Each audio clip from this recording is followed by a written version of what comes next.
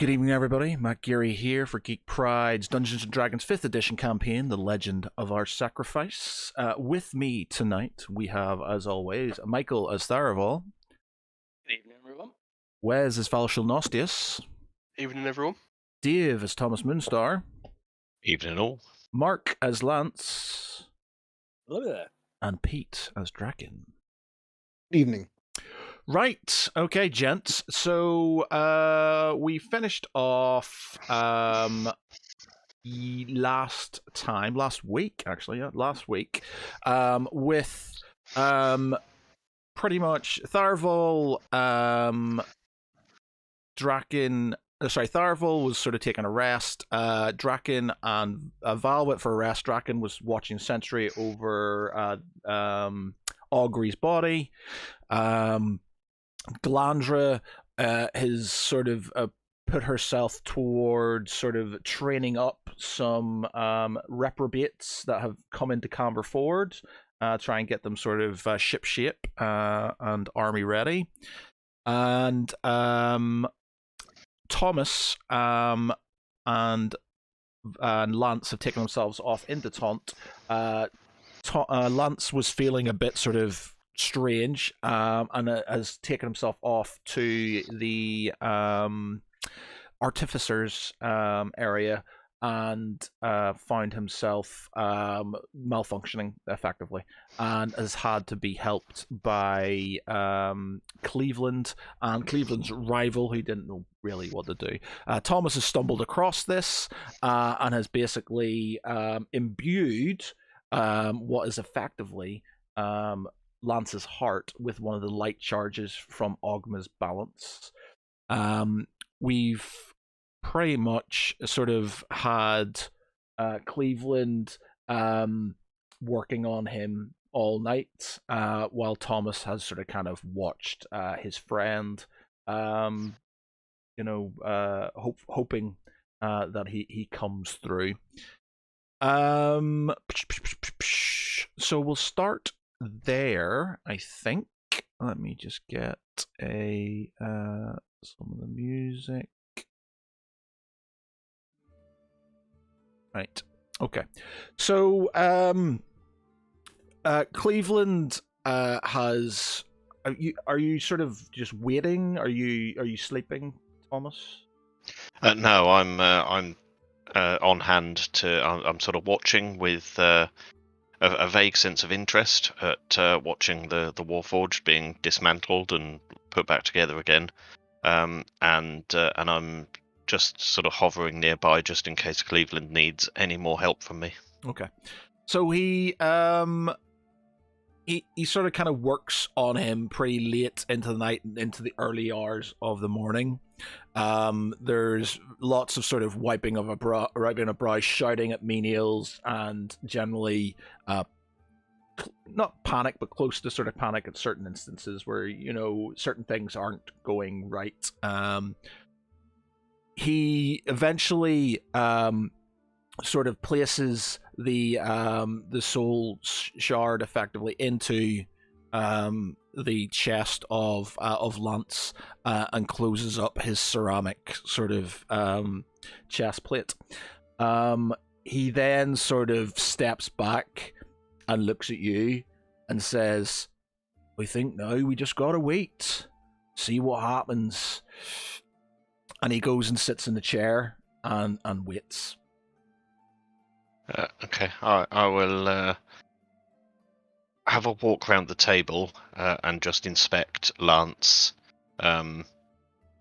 just looking for anything that might be slightly off or different than it was before, like making sure he's got 2 arms, 2 legs, all the usual stuff. Or roll me investigation. Oh.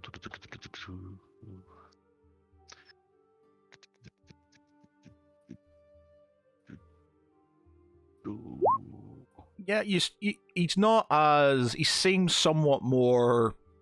slightly more bulky than usual. There's definitely changes to him, at least physically. He's still sort of got the facial features and stuff that you sort of remember, but he's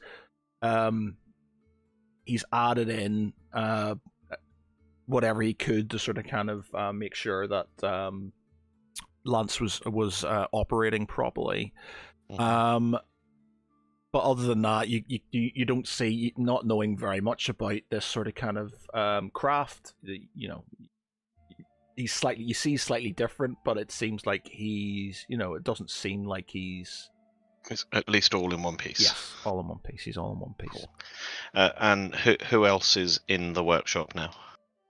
You've got Cleveland, who's just sat down, exhausted.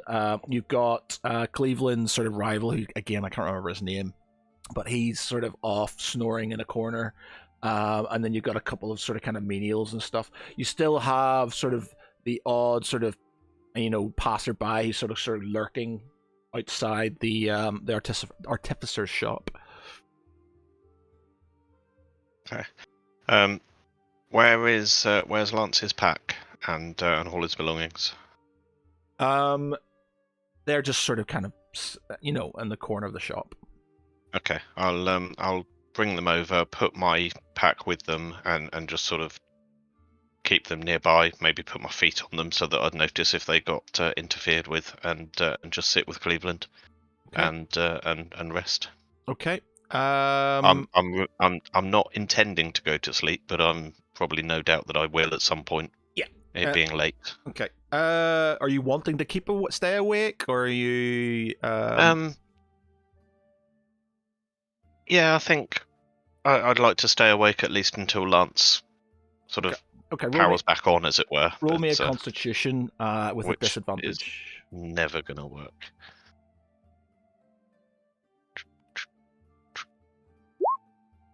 Well, disadvantage. Yeah. No. You fight very hard to sort of keep yourself awake, but it's been a long night.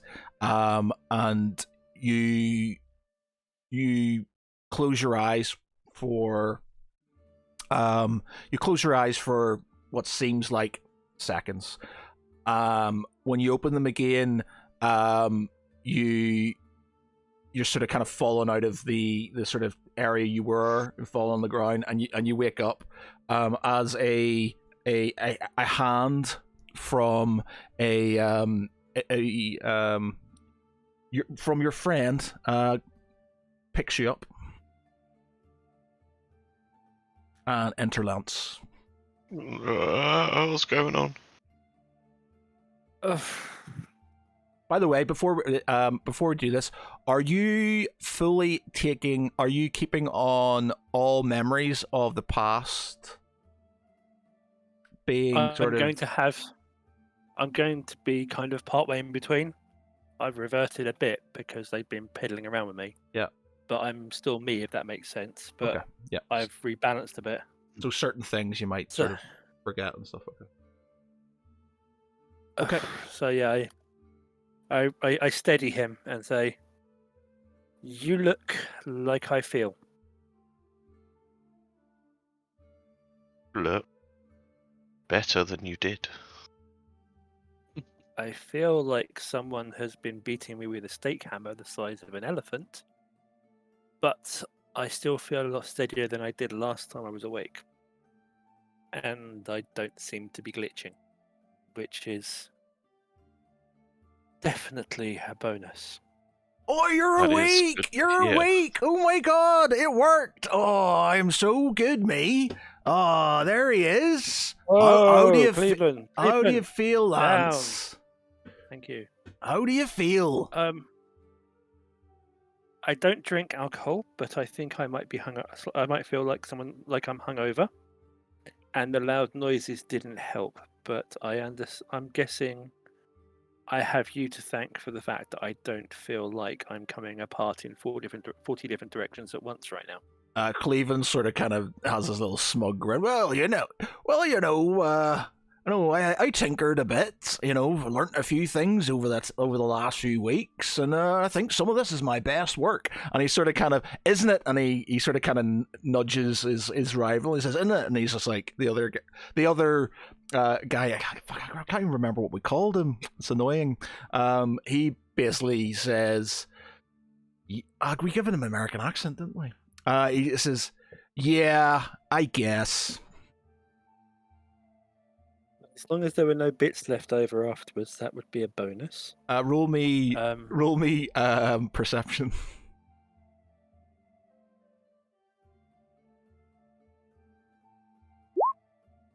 You, you hear a sort of kind of like pinging sound. And he says, "Oh no, nothing, no spare bits whatsoever."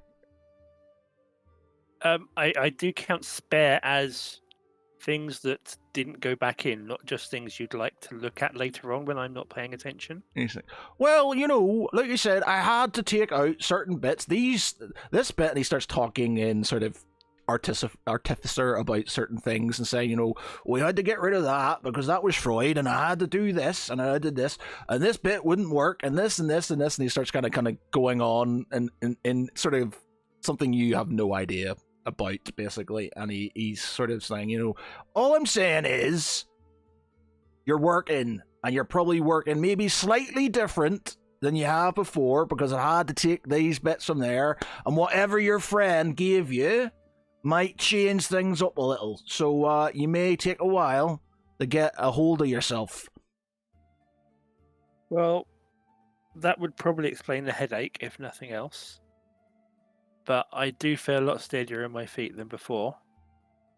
And I seem to be a little different, so I'm assuming that you may have not necessarily put me back exactly how you found me. He sort of laughs, and as he sort of... Oh, actually, 1 minute. No, I was gonna... Yeah, okay, right. So, actually, wait a minute. Did we decide which one you'd gone for? Which part you'd gone for? Or did you tell me, Not or for what class you'd gone for? Well, yeah, I told you this the other night. I know, so you were kind of... You should be able to see my sheet now. Yes, that's just right. Right, that's right. Yeah, okay, yeah, you know. Okay, so he sort of slaps you on the back and laughs, and as he does so, this sort of... You appear again, sort of like in front of him, right in front of Thomas.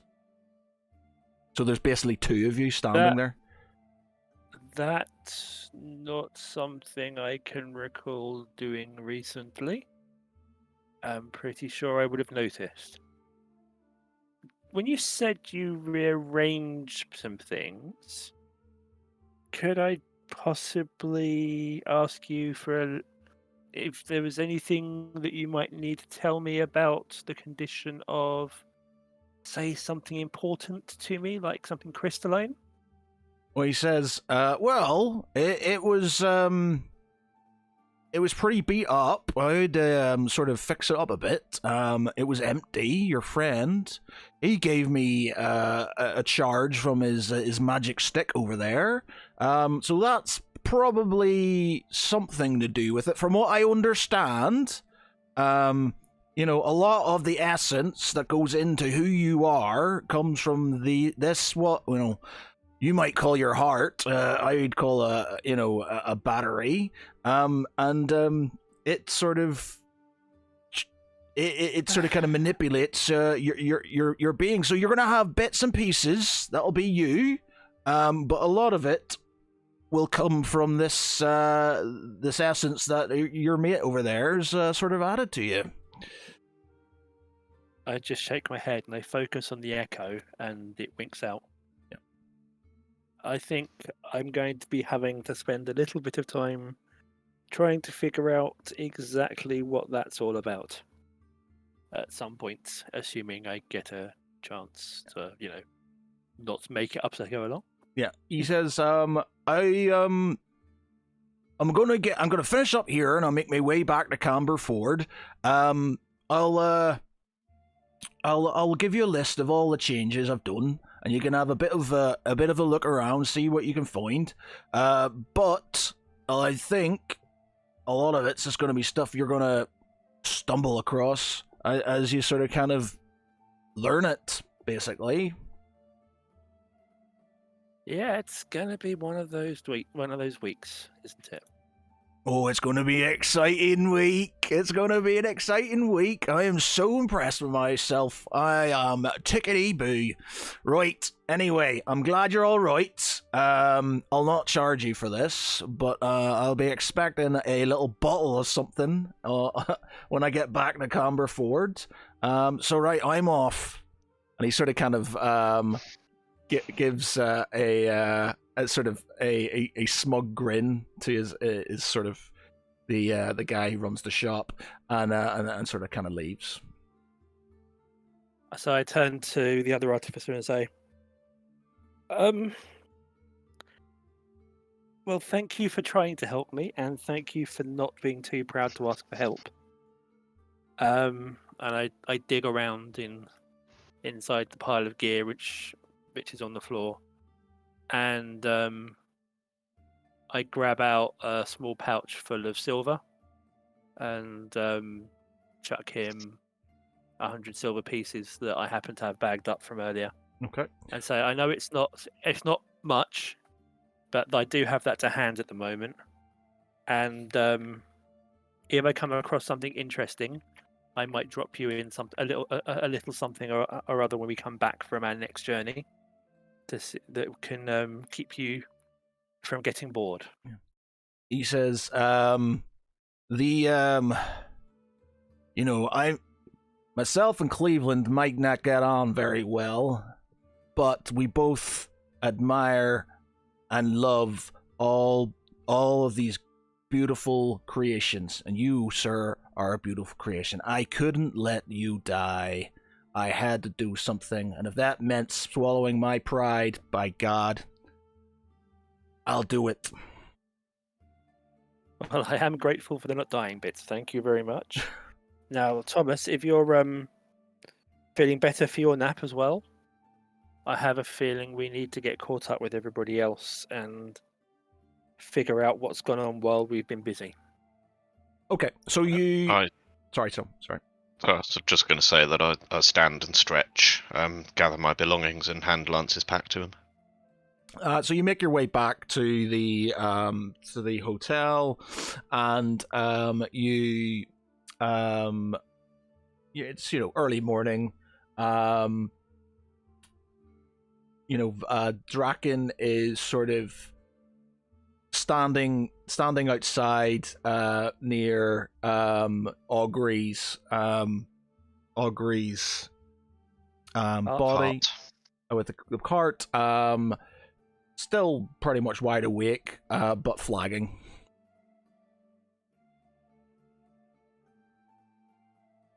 Draken, you look like you could do with the rest. I am fine.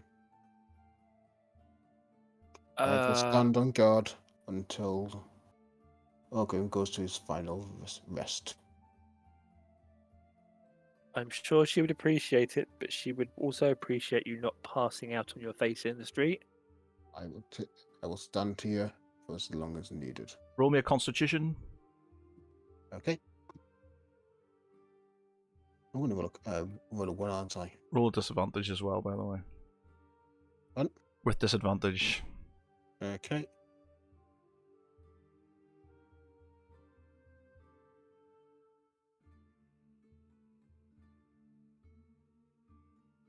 Oh.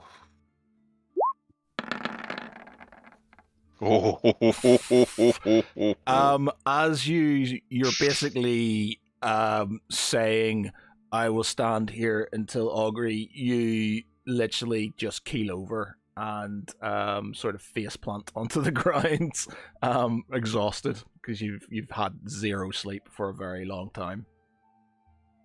Okay. I turn to Lance and say, I tell you what, if I get others to help you take him in, I will stand guard in his place for the time being. I've had I suppose, as close as I'm ever going to get to a good night's sleep. And I don't want him feeling as though he let Augury down. But he definitely needs some rest. I nod to Lance. I kneel down to Draken and say, this burden is not yours alone. We must all share the... we must all share the pain, and I'll head inside to find somebody to help me give him a lift. Okay. You know some of Lady Taunt's guards and stuff come out and help you sort of kind of pick up Draken, bring him in to sort of have a sleep. Tharval, what are you up to? So Tharval he's basically he's kind of at a crossroads at the minute. He's got two sides, where one side where he's obviously he wants to pay his respects to Augury, the woman that he's loved, but he feels that time is of the essence, because of Ceravel. So he sort of he doesn't really know what to do. So after he sort of wakes up after his after he goes into his sort of trance for rest, he holds the sort of necklace in his hand, and he starts talking to see if he can try and speak to Augury again. Roll me religion. Can I say the thing first so I might be able to get advantage on it? Yeah, go on then. My dearest Augury, I miss you so much. My heart is shattered in tiny pieces and the wind has blown them over the ground, never to be mended. I've never been a religious man, but there must be a reason I'm still seeing you. Perhaps that Warforged hit me in the head one too many times. Your body lays waiting for us to dig a hole and put you in the ground, but I feel you would not think much of this. From memory, you wanted your last memories of you to be of glory, dying in the field of battle. I want to pay my respects and show you face for the others, but I want to remember you the way you wished, and not as a lifeless shell of flesh in a box. And because of this, I have a favor to ask. I fear for my brother's welfare, as the time as has not been word of them in a while. I'm at an impasse as I owe you both so much. I feel I'm wasting precious time here. Do I stay and respect the burial of the woman I love, or do I move on and search for my lost brother again? Okay. Please help me give the answer. Okay. Okay. Yeah, they're very good. Okay, you can have advantage for that. Give me a religion roll. It's not gonna matter. Religion. Ooh. 17. Okay. Someone was feeling pious and inspired. Okay. You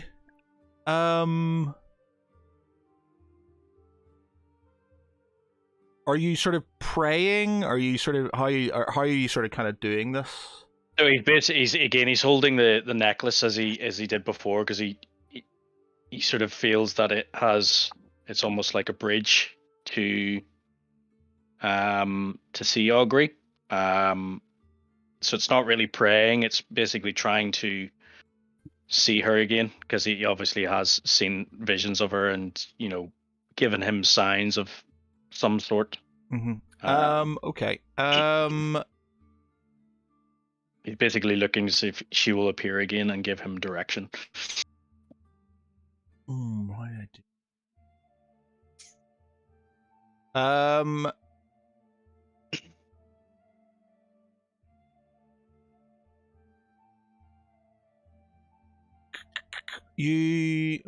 Okay.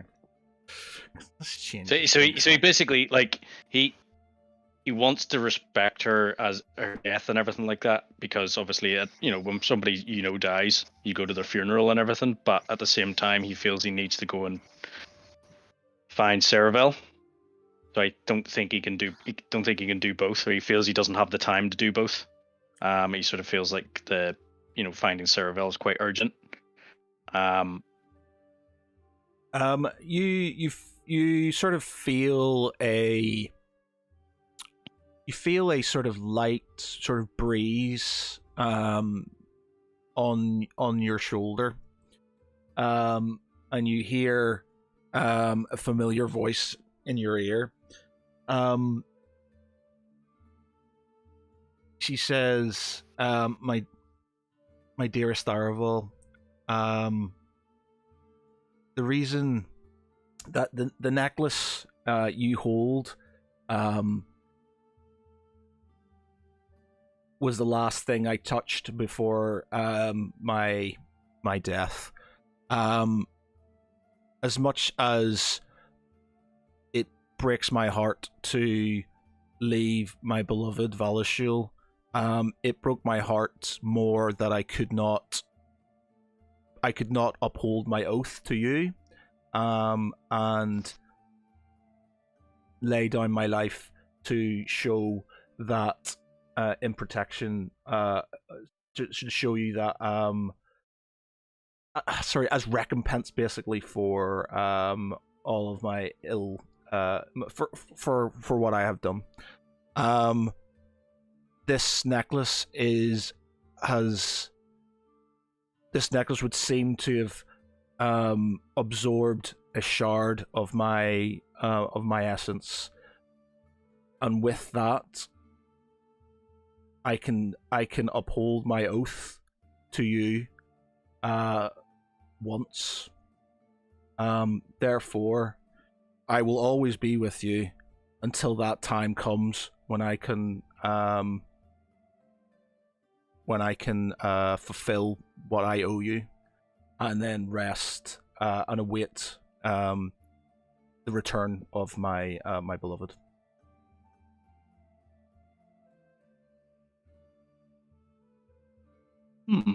Interesting. Didn't really answer my question though. Women's logic. Nice. She said, "All right, sorry." She says, no, it's- fear not of my funeral. You're right. I am. It is but a vessel that exists. It is but a decaying vessel, and it has no use to me now. Your brother, if your brother is in danger, you must go and find him. Okay. Tharaval, again, he sort of squeezes the necklace in his hand quite close to his chest. He nods his head, and he opens his eyes to sort of look around the room to see if he sees Augury. No, you see you sort of kind of get this sort of fragrant smell, it very sort of nostalgic, very sort of, it smells very similar, like one of the first time you met her, and you sort of inhaled her sort of her perfume effectively, and it sort of that lingered there and then sort of kind of slowly disappears. So he takes in a deep breath, to sort of breathe in the smell, and then just exhales in a sort of sigh of somewhat relief as to his question being answered. And then he gathers his things and heads outside the hotel to the cart. As you're about to sort of walk out, Lady Taunt sort of stops you and asks you, are you not to sort of attend the funeral, Master Ranger? As much as I would like to attend for our fallen friend, I fear I cannot. I fear for the welfare of my brother, and I believe that our fallen friend here would have wished me to find him, as he is the only family I have. Okay. She says, I understand. And sort of sort of kisses you on the cheek and walks out with you. He sort of called my lady. I wish not to confront the others, as they may try and change my mind. So I'm going to leave the back way. If you could give them my respects, and I will see them soon. She nods her head and then just walks out the front. Are you sure he's not a rogue? Yeah. Okay, Val, what are you up to? I was gonna have him go out and search for Lady Tont, but she's already at the hotel, so I guess he's coming down from his room and he's gonna head outside and bump into her. Yep. Lady Tont, I was about to seek your counsel, but I'm glad you're here. I require momentary accommodation for our befallen friend. We have more pressing matters to attend to at the moment, and the funeral can come later when we've made the correct arrangements. God damn it, this map is pointless now. I knew it as soon as I said I was going to build a map. Everybody was going to go nowhere near where this map was. I was thinking, like, the other day I was like, well, what will Valashil do? I was like, okay, well, maybe he'll ignore an override and try and forget about it for now, and then honor her in a correct way and actually put time into it. But I knew it. This is why I don't build things. This is why I don't do pretty things. And it's a pretty thing. Okay, no problem. That's fine. All right. She annoying. Okay, I'm gonna have to add in some bits and pieces for something else now. I'm sorry. Yeah, it's all right. It's okay. I'm used to it now. Okay. You think he doth protest too much? It's got like a little procession thing and everything. It's got a pyre and statues. We will get there. Look, I've got plans. All right. I know what type of crypt I'm getting her. Everything. It's all sorted. Okay. So she says to you, of course, I have not organized. I was to organize an honor guard and a place within the monument of, I can't remember what I called it, the monument of triumph or something, or the monument of victory. But I can have her entombed in the Citadel's crypt, with and embalmed, if you wish, to sort of make sure she's looked after and respected to her station. That would be perfect. Thank you.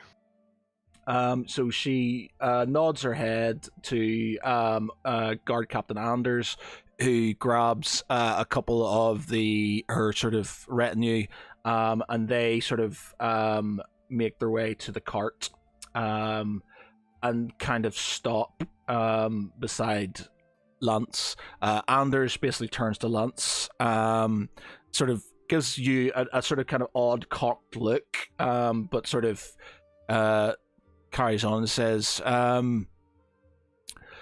Master Lance, we are to take your colleague's body and have it embalmed and placed within the Citadel until her funeral. May we pass to take charge of her remains? Could I ask that before you do so, you go inside and fetch my colleagues so that we can say a quick goodbye? I know that my colleague, at least one of my colleagues, would be somewhat aggressively angry if she left without him saying goodbye. So he goes in, and roll me a Constitution, Draken. Okay.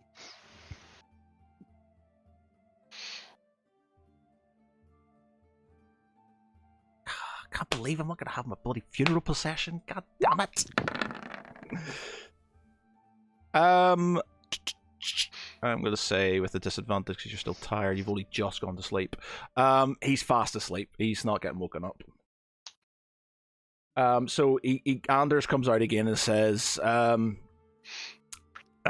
he's asleep. There's no waking him. Very well. Please take her with care and treat her appropriately. If nothing else, I really don't think you want Draken to wake up and think that you've been mistreating her. He's going to be annoyed enough with me as it is for letting her go while he slept.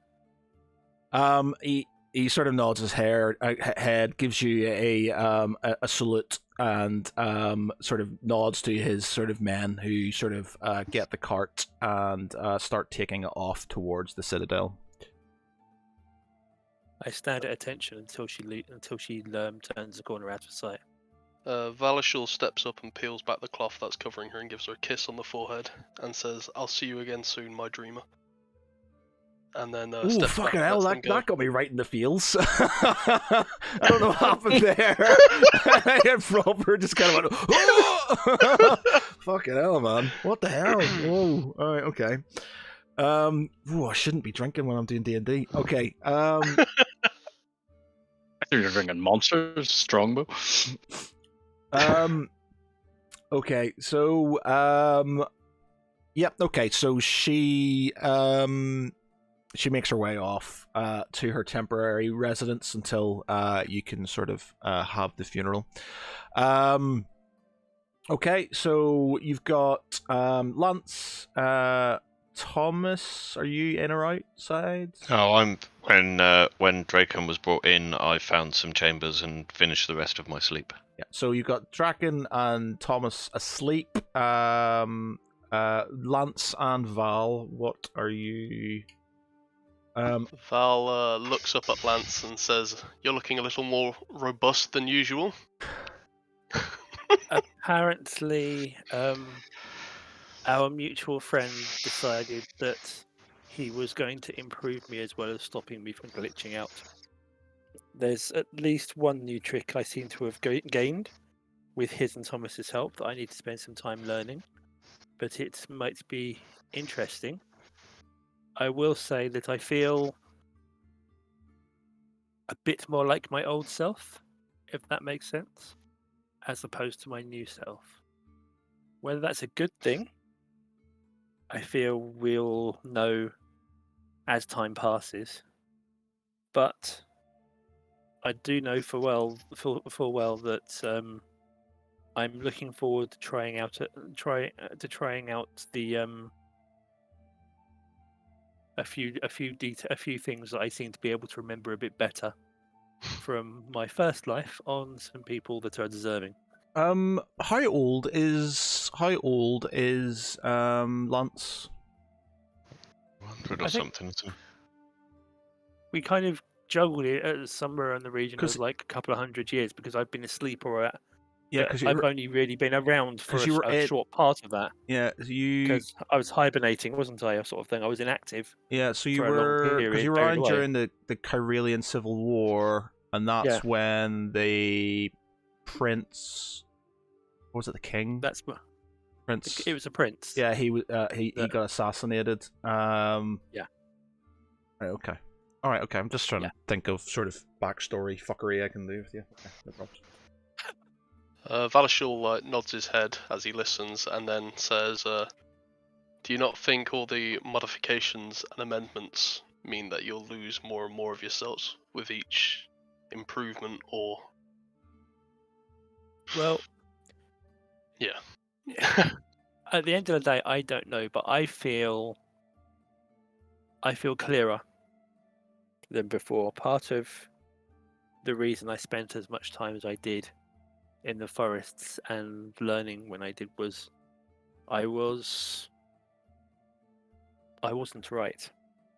And so a lot of the things that I had known before, I had to relearn a different way. But I feel more like my old self, but not entirely my old self, if that makes sense. Not really, but I trust you. Shall we head inside and gather the others? Well, the ones that are awake anyway. I'll wake them up. That might be a bad idea for some of them. Yeah, so maybe you give, you go inside, you have some breakfast, you give Draken a couple of hours to sort of kind of, basically a short rest. You can't find Tharval anywhere.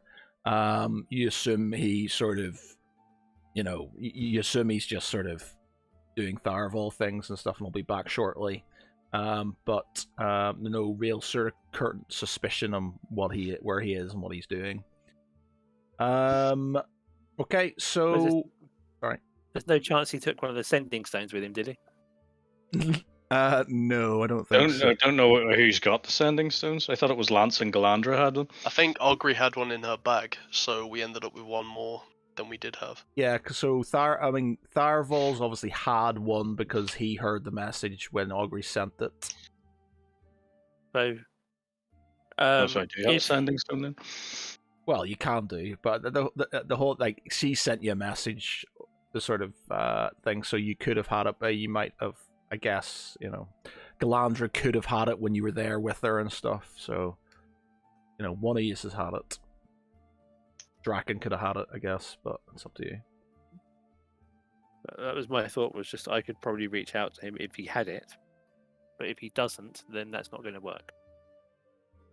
Roll me a d6, 1 and a 2. Galandra's got it. 3, 4. Draken's got it.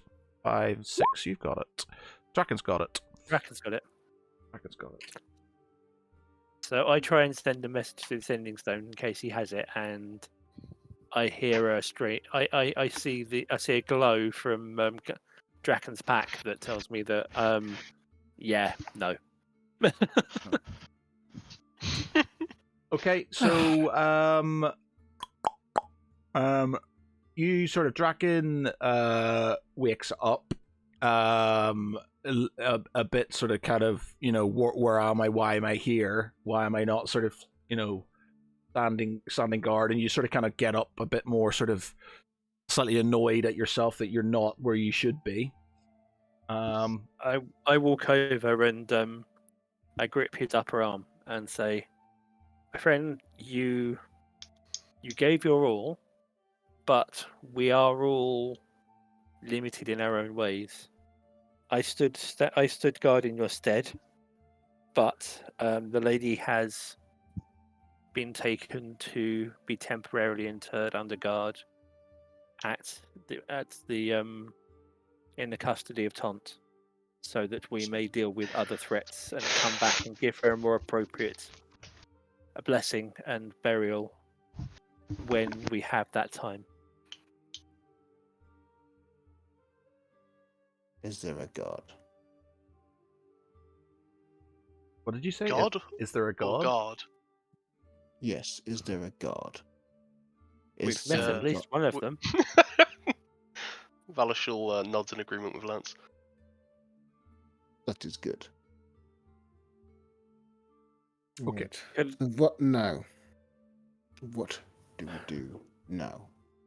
Well, we go we to seem to Kibarov? we seem to have misplaced Tharavel, which is a little awkward, but not exactly unknown.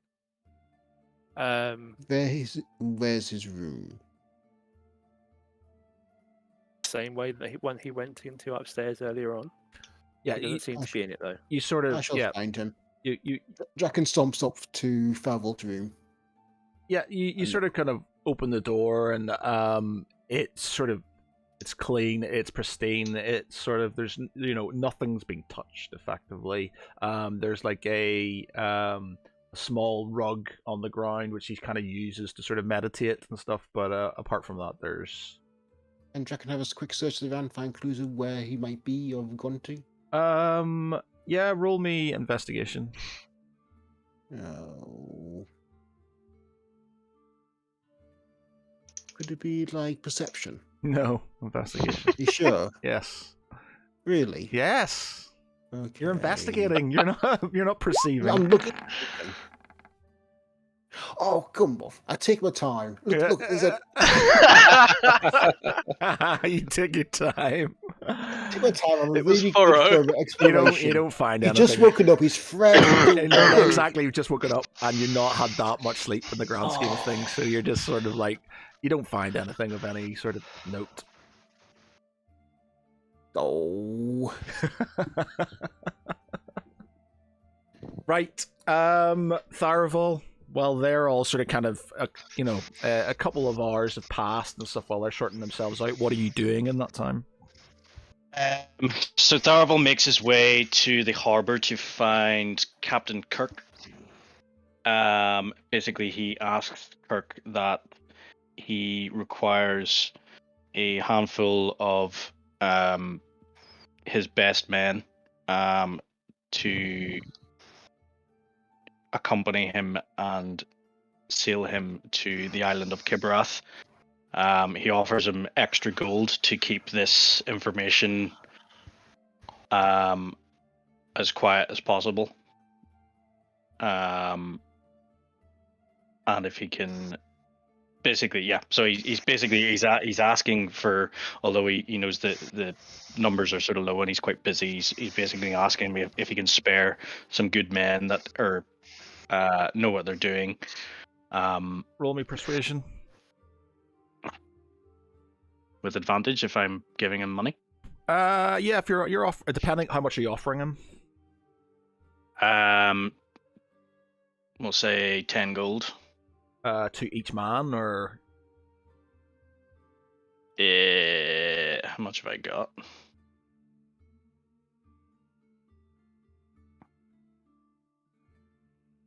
We'll say 5 gold to each man. Well, how many men would I need for a small sloop? tier 3. Not many. Okay, so 2 or 3 men. So we'll say 5 to each man and 10 for himself. Okay. All that for the work, and that secrecy is kept. Okay. Roll me persuasion.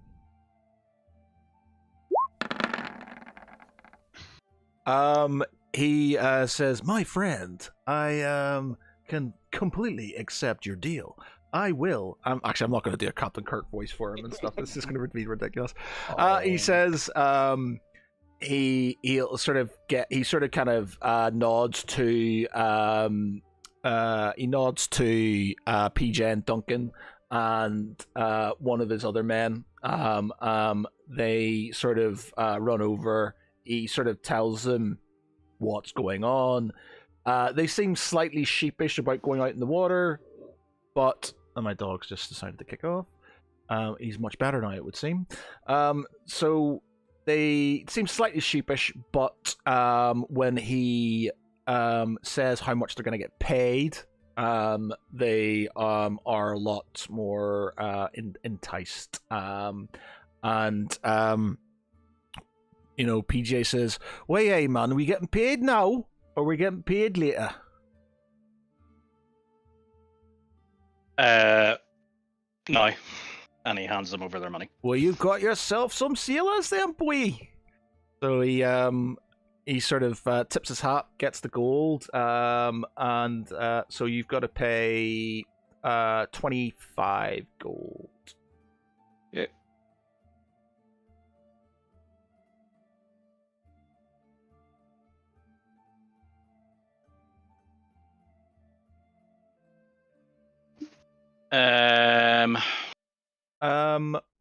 What I was gonna say, roll me perception. Perception.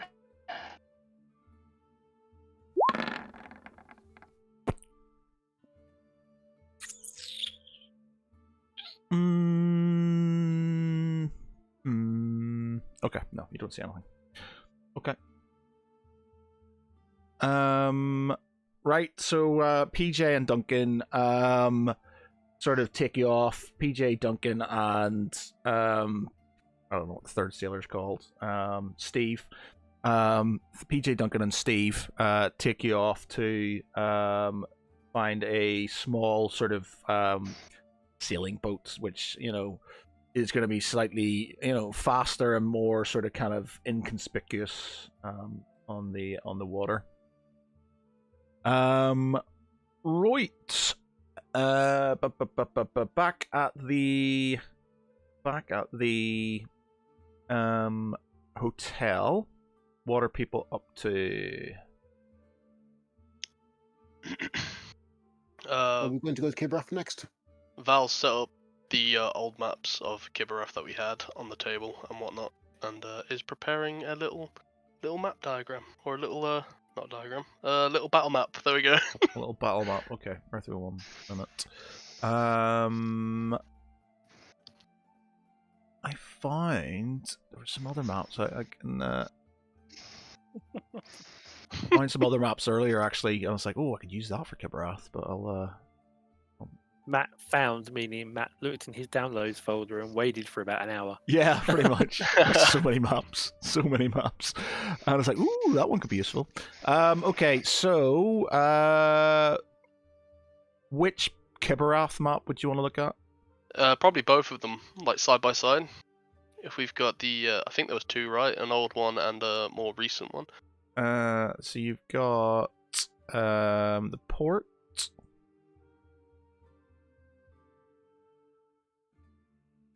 Then you've got the southern,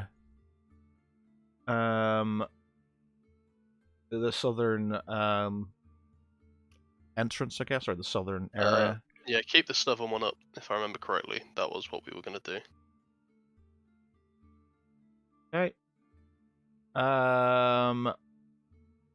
Right, and then there was also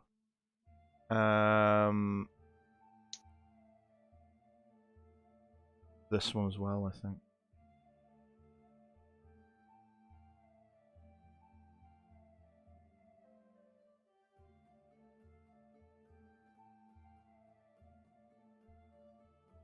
That looks familiar, but I can't.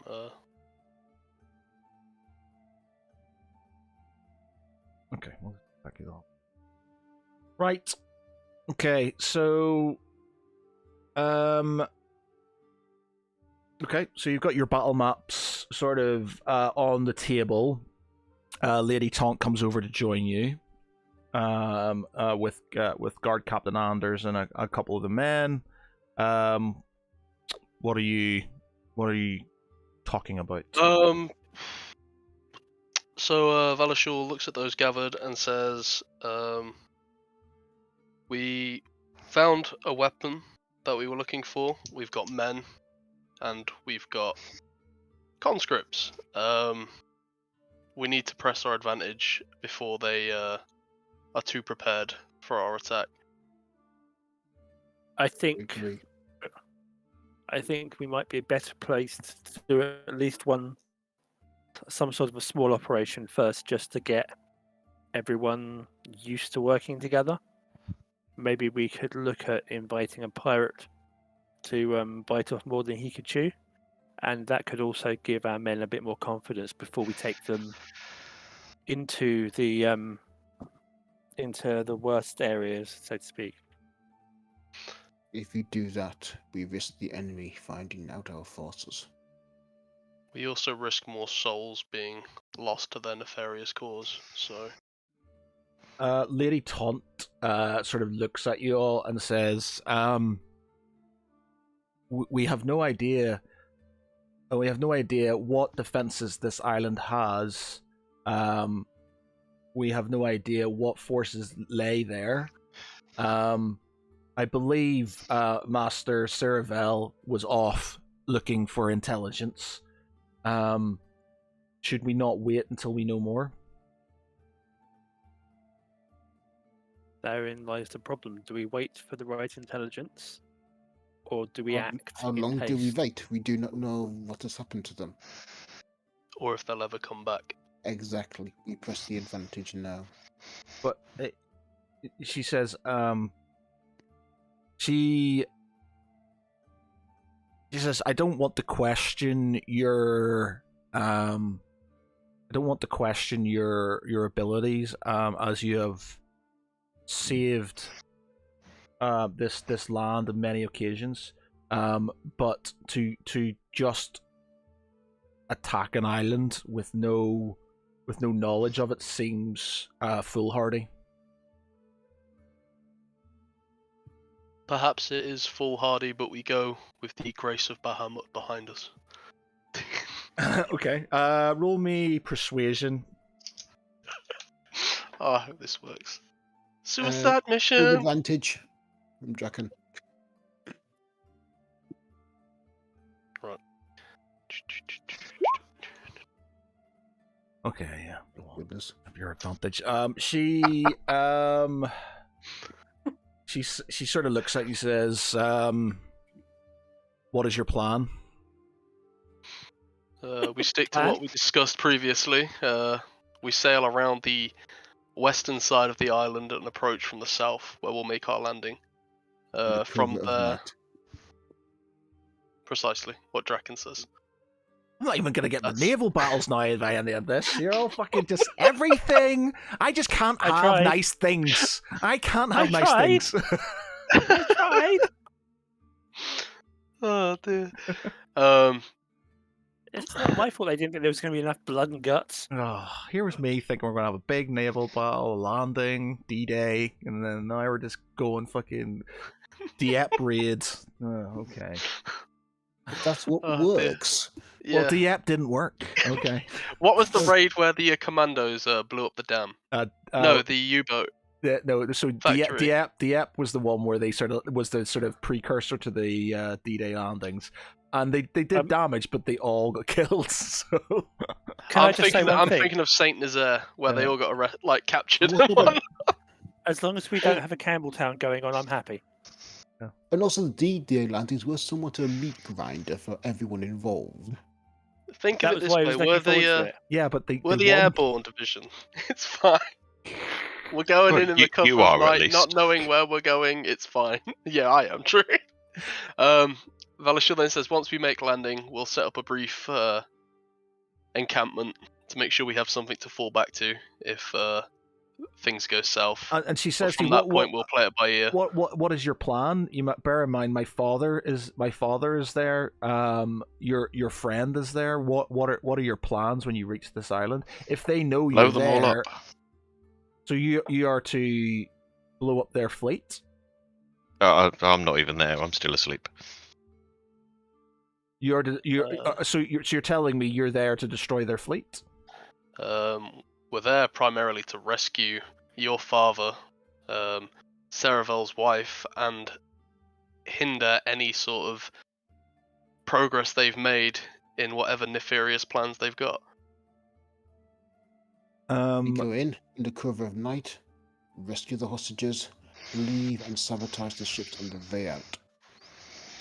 This is disruption as opposed to destruction.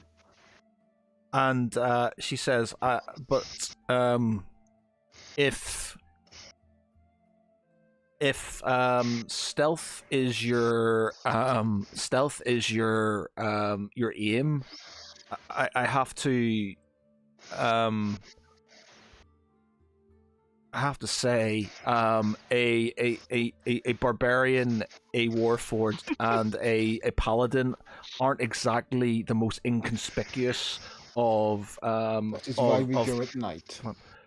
She says, and I swore I wouldn't tell, but your Tharval has left many hours ago to try and find his brother.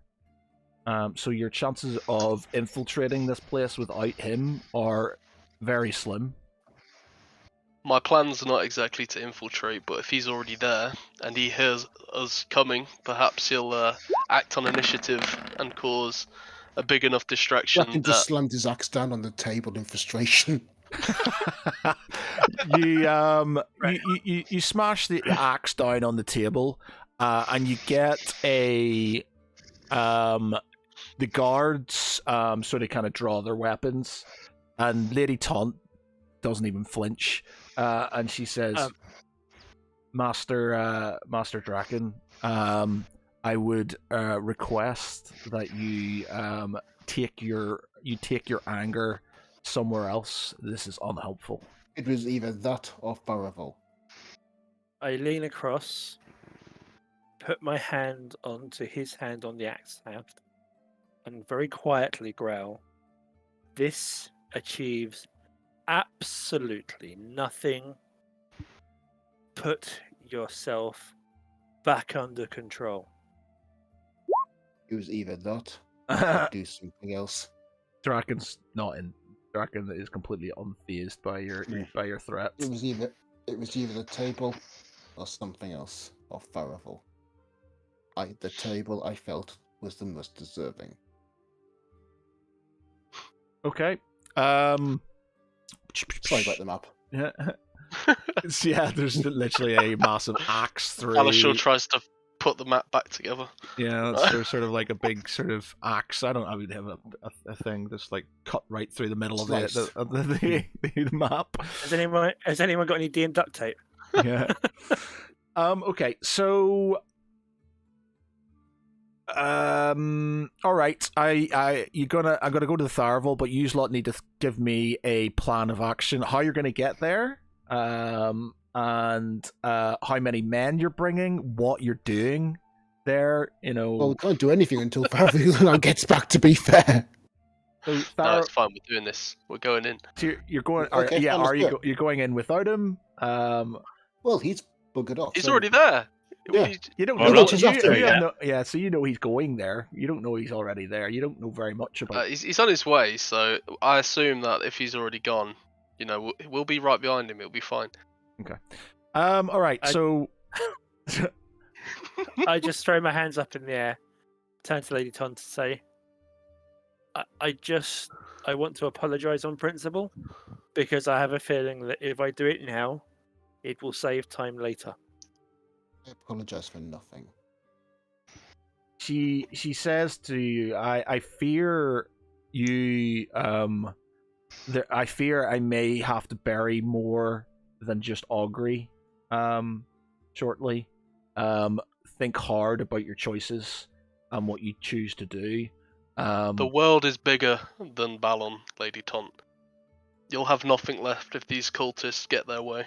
And they're already so ingrained in the very fabric of these cities that you didn't even notice them. And if I lose you, she says, and if I lose you, my capable warriors who have defended my land, if you go and you are taken, turned, or killed, what do I have then?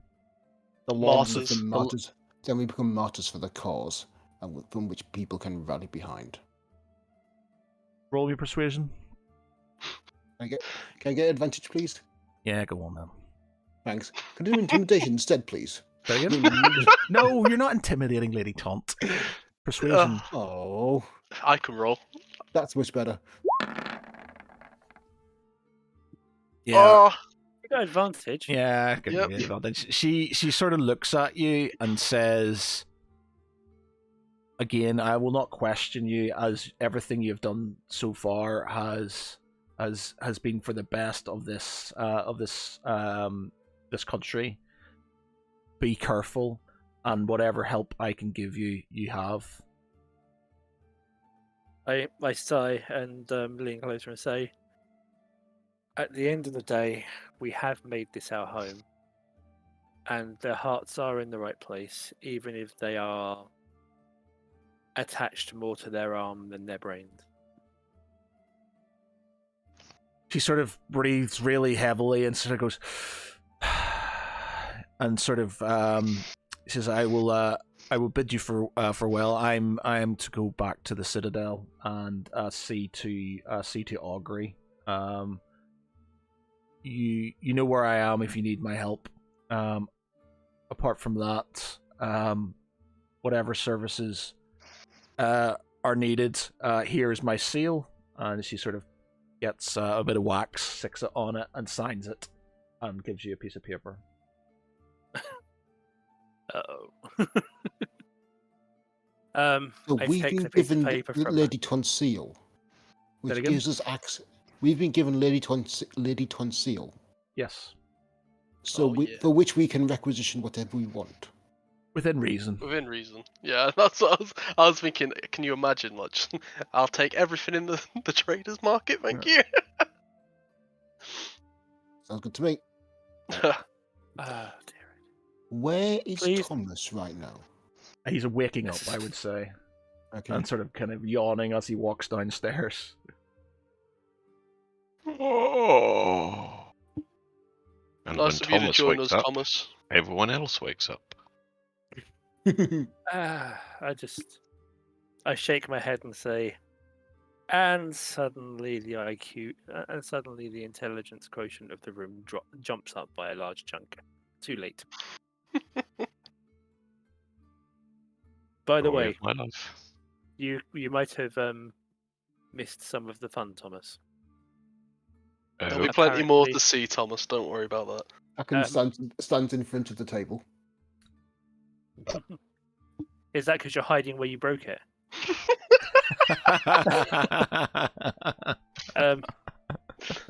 I just say to Thomas, Darabal seems to have decided to run off without us to save his brother, and these two have decided that we're going to go and invade the island and win the war all by ourselves.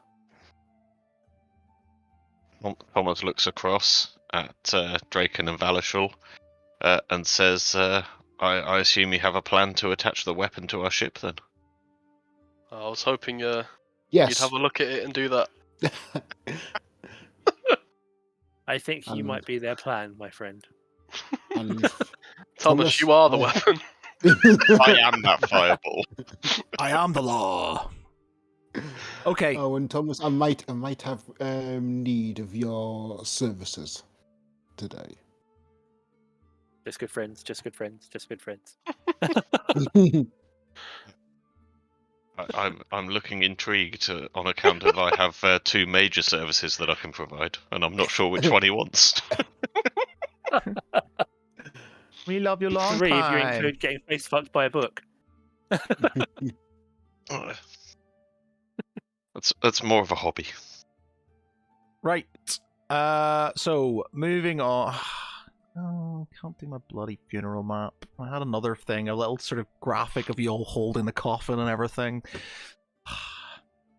You can do it again at a different day. It's fine. It's fine. It's reusable. It's not. It's not gone. It is just in abeyance. Okay. You might be able to use it for one of us. You never know. I was actually thinking about that. I was like, it's quite a lot. It could be, that's very true. Okay, so Tharval, you've gotten your boat. And whereabouts are you traveling towards? Sorry. We are going to go for the south port. From I believe it was the sort of quieter one. That seemed like the best point of The south entry. The south entrance. The southern dock. Southern Dog. What's that, Draken? Armor spell whilst I challenge the berserkers of Halfdan's Horn. What? I know what he means. It's fine. Oi, Matt, it's okay. What? What? Nope. You weren't supposed to say that. I'm going to be like, what's up next time? Are you challenging the? Are you going to challenge? What? Wait a minute. We haven't used Halfdan's Horn in a while. What have I? What are you trying to game out of me here? When you first gave it to Draken, Yeah. you said either Yeah. I can blow the horn and summon the berserkers if I happen to roll two Two ones in a row. 2 ones in a row, they then attack me instead. And if you die, you become absorbed by the. Or I can challenge them And what does the and challenge get do? and get me something better. Yeah. Wait a minute. Where's that come from? I don't remember that. When you first gave it to Draken. Did I? Did that? Was that a thing? Is that the Mandela effect? Let me check this because I've got this written To be in. fair, it does sound like something you might have said back then before you realised what we were like. Let me just check this. Wait a minute, because I've got the thing here. I can look. Articles. Ooh, what's this? a newest and most badass featured world anvil. Here's introducing Chronicles. Chronicles, an ultimate way to tell your story. Explain. Ooh, new things on world I'm anvil. less distracted. Oh, When's the last time you actually updated World Anvil? No, not a while, but it's got new things, so I might do it now because it's got lots of new things. Ooh, timelines. New shinies. That's Matt not. That's not Matt not sleeping tonight. Then. Yeah. Ooh, that's cool. Right, nice. Okay. So articles. That's Daybreaker, Fifthway's Bane, Ogma's Balance. Guileless Lothar, R.I.P. Fuck you, Guileless. He started it. He did. We Multiple finished it. times. He was just misunderstood. Magic items, I think we're under here. I released him from the torment that was his life. Okay. You gave Yeah. You gave him release. The Silver Horn of Halfdan. Okay, so That was it. Yeah. the Silver Horn of Halfdan. So let me view this article. Okay, so let me see if I can add this in here so people can see it. So people can now see it in the chat on our World Anvil page. So, the Silver Horn of Halfdan. Once the War Horn of Berserker Halfdan, son of Fuldan. This is, the item is powerful. It's somewhat temperamental weapon of war. Draken Dragonborn Barbarian took it as a trophy after decapitating Halfdan in single combat. Having no idea of its power, or even of its use, he proceeded to pour mead into it, only to realize it leaked out the other end. Cursing it at his oversight and being laughed at by his companions, Draken washed out the mead and blew it to remove the excess water. A loud "aroo" filled the room. The candles flickered out, and out of nowhere, 6 spectral berserkers surrounded the perplexed Dragonborn, who started looking in both ends. Barbarian, I am Halfdan, son of Fuldan. You have bested me in combat, and with this oath I swear that I and all that I have bested before me will serve you in combat as long as you are strong, as long as your thread remains uncut. So how to Russian use? Viking. One use every 7 days. Roll a d4. On a 1, nothing happens, and you may try it again. You don't have to try it again. On another 1, d4. D4 berserkers appear but attack the bearer. Your weakness is showing and they only follow strength.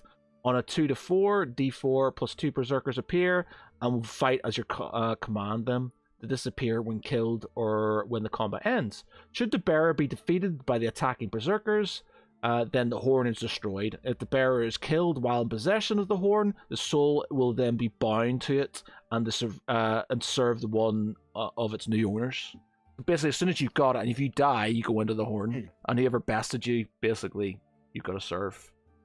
You said I could challenge him as well. Nope. Okay. Not Okay. in there. Wonderful. Scratch that plan then. I was going to say.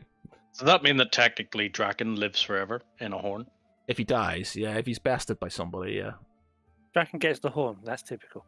And Note lives to forever. self. Berserker, Challenge obviously, Draken to because a the duel. berserkers, I might sort of up their skills and stuff because obviously, Well, he's increased, so you know. yeah. And so I might sort of give you some of that, but we'll wait for that to happen before you start No good having a bunch of level 1 berserkers attacking all the enemies that we're skilled up to fight, is there?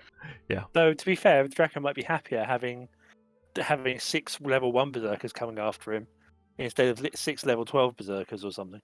True. Yeah, that's very true. Okay, so Tharvel, you're going into the southern entrance. So roll me stealth.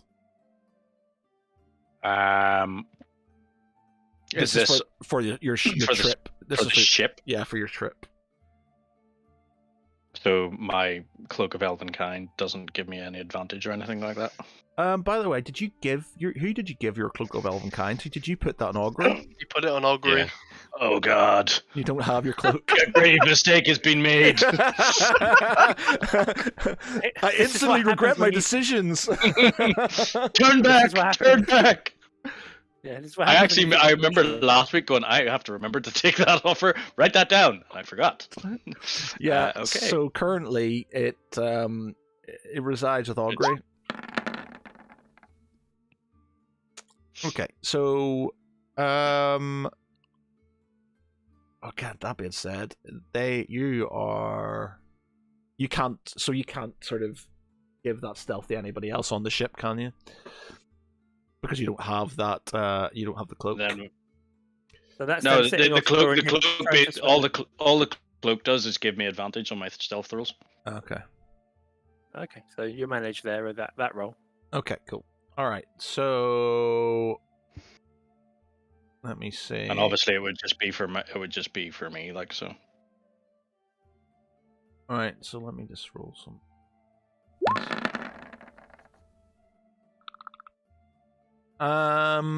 Okay. Yeah. You are. You sort of make your way along the coast, and out of sight. You see, the odd sort of kind of skiff and things sort of kind of going around, sort of patrolling the island. But PJ and Duncan are quite good sailors and manage to get you into the southern area of the of Kibarath. There's a sort of disused dock, which they sort of kind of tie the ship up to, with an old sort of kind of, fishing house that sort of in the south. They say to you, so do you want us to wait here, or can we go?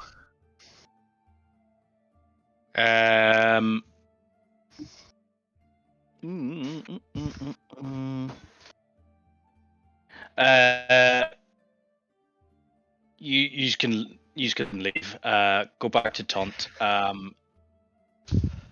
And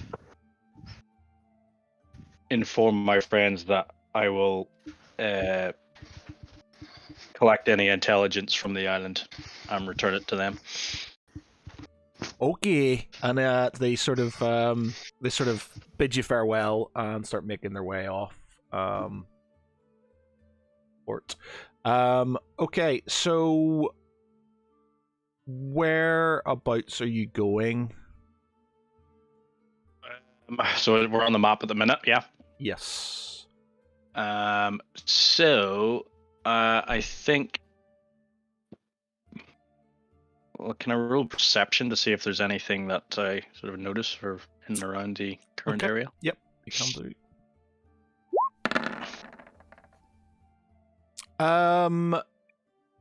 You sort of kind of notice a few ships. Sort of, you see the other ship going. You see another ship sort of kind of going off in the distance. You don't really hear anything on the southern road. You do notice sort of on top of the sort of kind of cliff face where Kibarath is sort of based. You do see sort of figures sort of now and again popping their heads over and then back again. So you obviously assume there is sort of some sort of patrol going on, but you're not too fussed about it because you're pretty sure you can sort of stealth your way through it. Okay, so remembering from the map that we looked at before, there was a cave, I think. Yeah, there's a cave underneath entrance. one of the There's cave entrance. an old sort of mining facility, sort of in the south. So yeah, he's going to head for that, I think. Okay. What sort of time of the day are we, by the way? You're in the morning at Or the not. minute, so you're early morning. Or do you want to wait till the evening? Well, I think that's why I'm going for the cave, because it's going to be dark anyway. Okay. So you make your way to a cave entrance. It's an old mine that is it's an old mine that is it's sort of kind of slightly boarded up. Roll me investigation.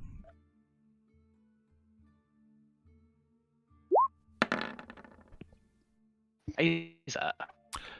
You don't really notice anything. It's just it's just a boarded up sort of entrance to there. Some of the boards are sort of kind of broken off and stuff like that, but it just seems. Can I use survival or anything like that to see if there's any sort of tracks possibly from Yeah. Okay, you can do that. that might sort of stand out? Yeah, you sort of you look at the cave and then you start looking around the cave, and you notice some footprints going up towards the cave, and they are relatively fresh. You think they've been there a day or two. Okay. So he follows the footprints to the cave and tries to find a way in. First of all, just sort of checking for any sort of traps or anything like that. Yeah, so in and around the cave. you sort of realize that the reason the boards are loose or off as somebody has forced their way through.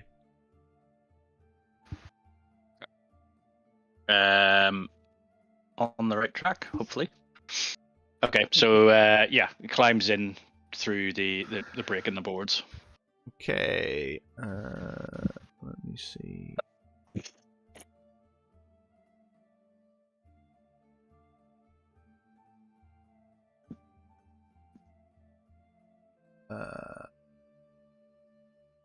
Oh, fucking map gone to.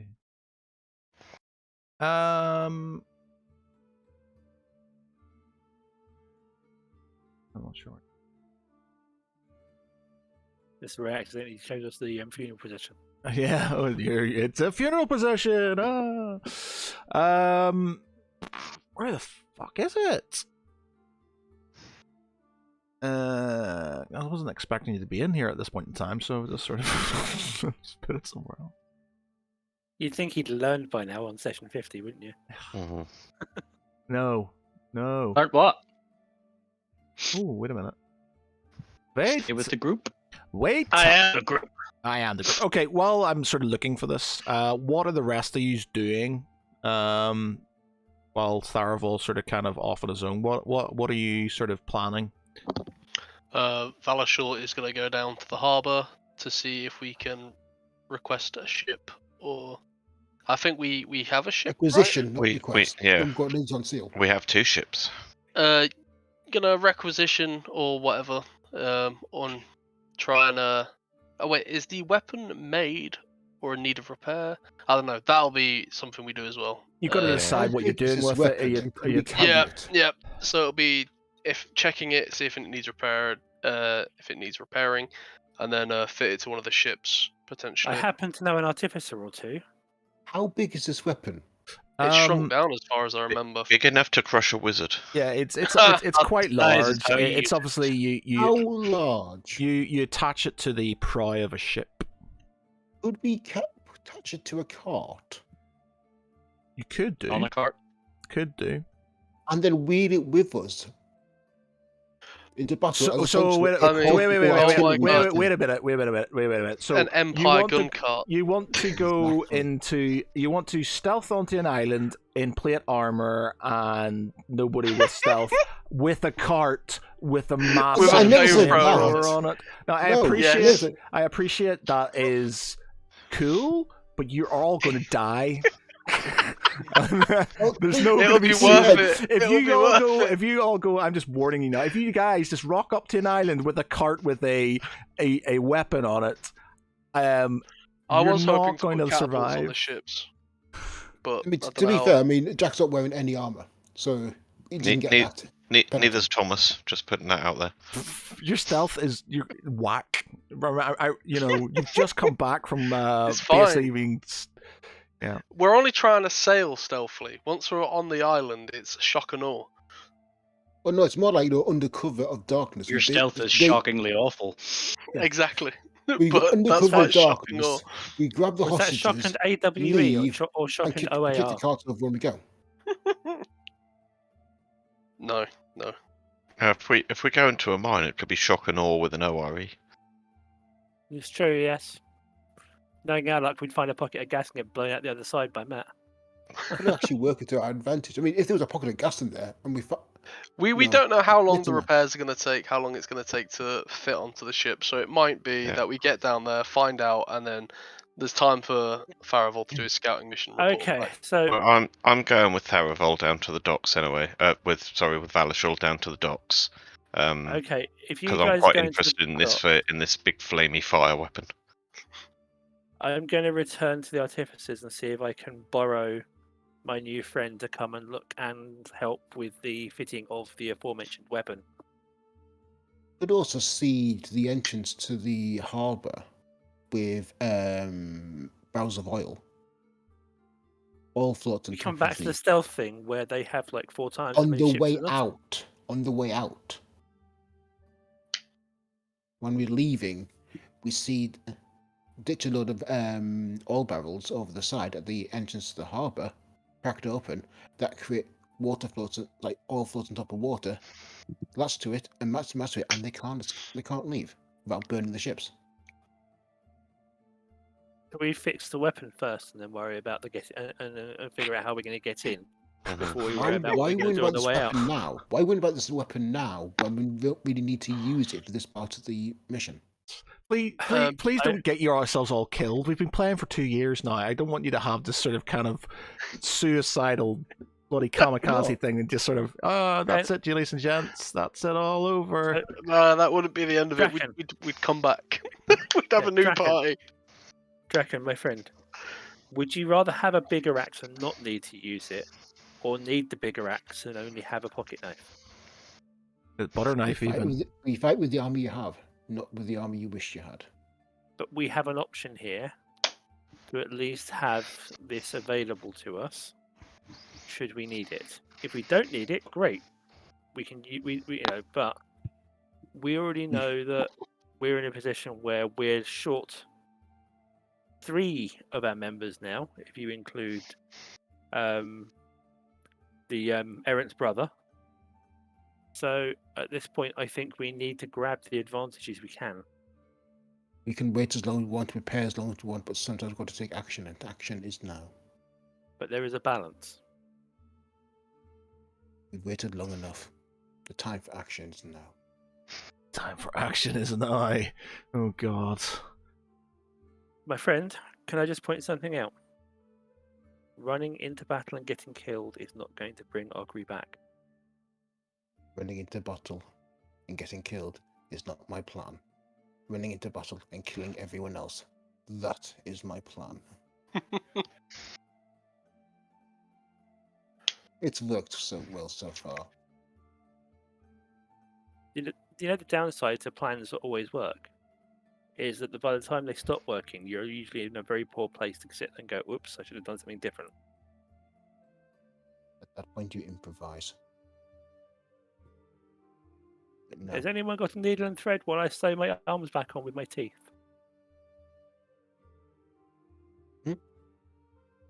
That sounds like the improvisation you might need if we don't have the right prep in place, my friend. They'd have to get to me first to do that. Not survive. We have got the captain training our people, so let's make use of that time. Again, Yeah. we wait. Meanwhile, we have got forces gathering, and in greater numbers. We have got these kraken eggs under this very city, waiting to hatch. We cannot wait. We cannot just keep waiting. We need to attack now. We can debate. We can plot. We can plan. We can prepare. But eventually, we need to commit, and the time to commit is now. If we wait much longer, they'll just embed and reinforce. We attack now. Assess the condition of what we've got available, and we make sure that it's actually going to get us there in one piece. Or do you want to swim? All we need is a ship and the cover of night. We're not going there to do a mass battle. We go there to sneak in, and then we rescue the hostages and leave. And it's going to be an awful lot easier to sneak in with a well-maintained ship and a trained crew. Smugglers. We can rely on the smugglers. That is what they do.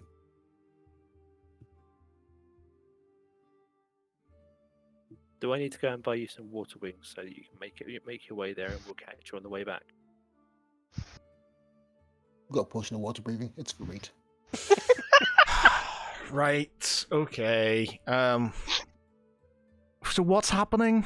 So what's going Thomas on? and Valashul are going to check on the ships and Along- the weapon. Yeah, Draken's going along with them.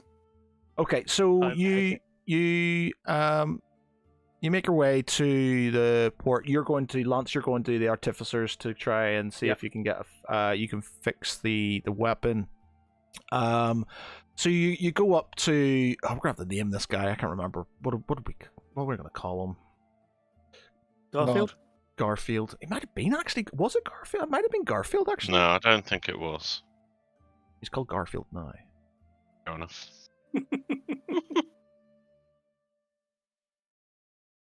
Garfield. Yankee Doodle.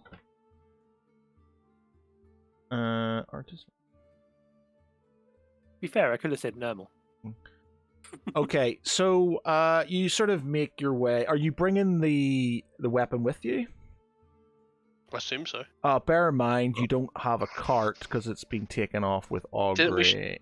No, she would have been put on a funeral cart, I'm sure. They wouldn't have taken another cart with our weapon and Yeah, the I dead thought you body said they away from lifted us. her off. Okay, yeah, all right, we'll say that. Fine. Yeah, okay. Cart's there. So you bringing it with you, Lance, or? Well, no, I they've think, taken it with them. Yeah, we've They've taken it taken to the the to the weapon harbour down. with us. Okay. I'm trying to interest him in coming down to look and see if he can help by dangling, arcane weapon, etc., etc., and possibly some weapon under his nose, some money under his nose. Okay. Okay, so you sort of. Oh, where do we go first? Okay, so we'll go to the artificers. So you go up to Garfield's again, and he's like, "You're back so soon. Is something wrong? Did Cleveland mess you up?" I'm pretty sure I'm going to learn at some point or another that he's missed a screw out somewhere, but so far I'm okay. But I was wondering if I could offer you an opportunity that included the chance to play with something interesting and a small amount and some compensation for your time as well. We have come across a weapon that's designed to act act as a flamethrower for ships. It isn't connected correctly at the moment, and we would like to get it mounted and working. And I was wondering if you might be interested in coming and consulting with us. You haven't even finished talking, and he's just like he knows the name of it, and it's sort of kind of it's high elf version and all the different sort of kind of, and he's just like that bloody cook Eldridor was right then. He found it. You found it! Oh my God! Yes. I'll help you. Very well. My colleagues have it down at the harbour, so shall we go down and meet them there? Yeah. Lead away. Smile and turn and leave. Okay. Down at the harbour. Down at the bottom of the harbour. Do. Okay. What are you doing? Going to inspect the ships. Okay, what are you doing to inspecting them for? What are you? When they have holes in them, Yeah, check in the. Do you know fix- anything? Oh, Do you know anything about? seaworthiness. Do you know anything Well, about ship, okay, can we shipwriting? can we find someone that does know something? You guys are just sort of kind of look. You Shipwriting. guys, I've got an image Yes, of you very guys nice. just sort of walking along and going, ships, and more ships. That ship has a hole in it. That ship doesn't. You know. As long as I don't ask where the nuclear vessels are. Yeah. So you go to Captain Kirk, I guess, and sort of ask if you can. Do you want to ask him if he can sort of join you to? In examining the Taunt Navy, I guess, or whatever's Yeah. left of it. Yeah. Yeah. Okay. Field assessment. He says he can use he can use a couple of his men. You get a couple of his men and to have a look at some of the ships.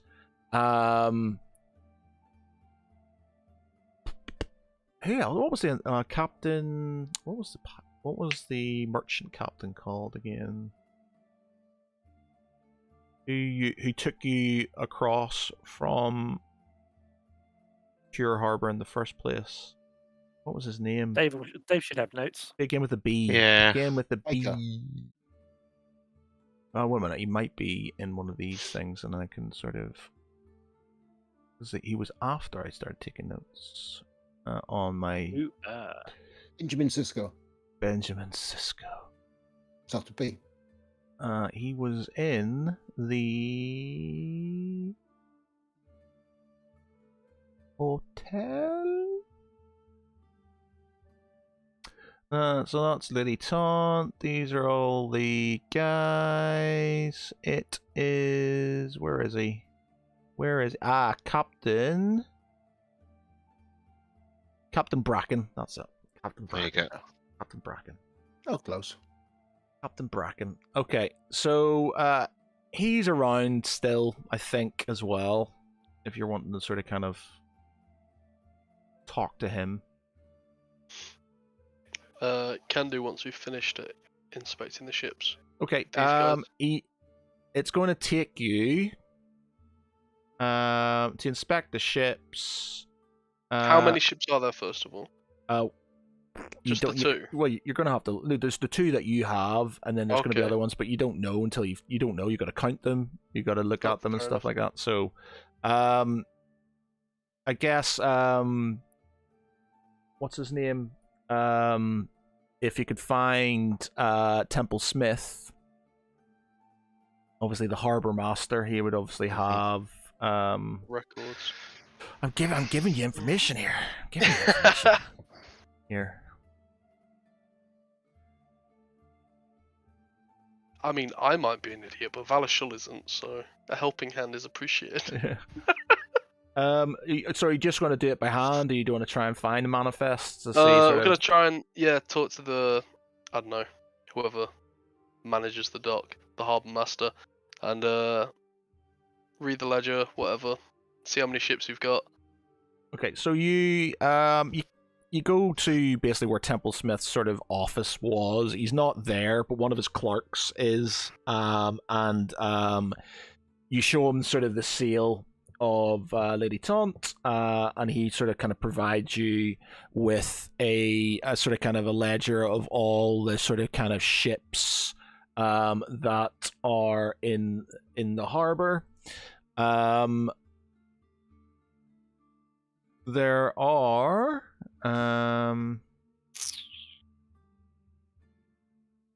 let's roll some dice and see what happens. Fact, let me just check something here. Let me check.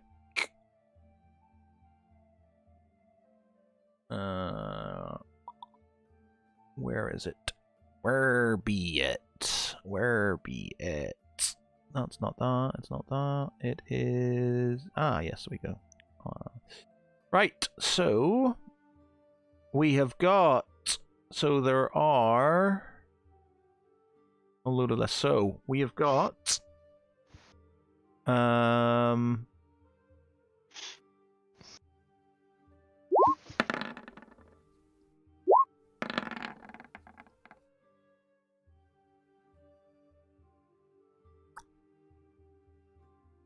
So you've got 24 small craft of various sizes, from little sort of kind of, pleasure cruise things, sort of small sort of kind of rowboats and things like that. You have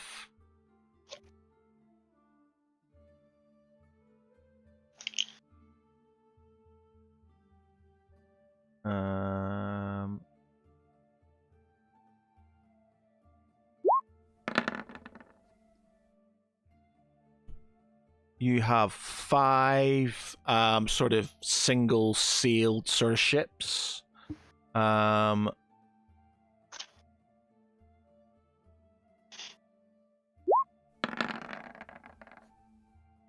You have 14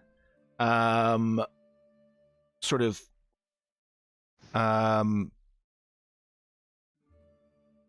14 sort of sloops, effectively. Sort of small, smaller, sort of slightly bigger than the ones before. So we're going up in size, effectively now. There are also. Are you writing these down, by the way? Are people? Yeah, writing I these am. down? I am, yeah. You have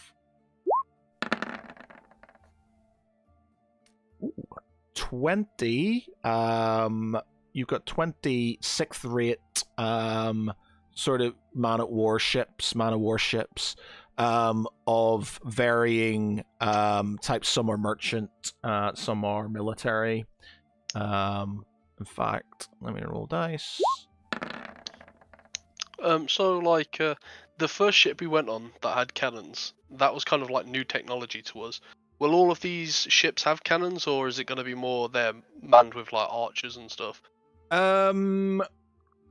These ones will probably have cannon. Balinese are quite up in their technology because they've had guns and Okay. stuff pretty early on, so they'll have some. So there's 9 of them are military, 11 of them are merchant.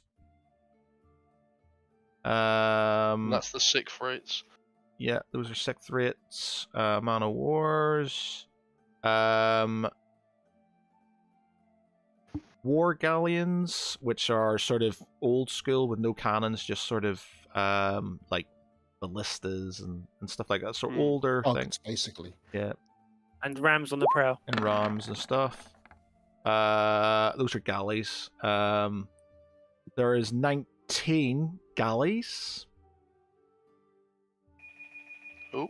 With so like oars and sails and. I've got to be right back real quick, sorry. Okay. That was a definite beep. Could we upgrade these war guys with cannons? And you have War galleys wouldn't be very effective because they tend to be shallower, whereas the man of wars have a higher, so they have multiple decks for cannon to go into. you have. So I'm that's more gonna effective broadside. I'm gonna give you. That's gonna be way too many of those. No, I think 20's fine. Yeah, let's keep the original number. The dice tell the story, Matt, as you say. Dice never lie. Yeah. The dice never lie. The dice tell the story. So Okay, you're never going to be able to man all of them, so yeah, fine, all right. So there are sort of 20, there are 20,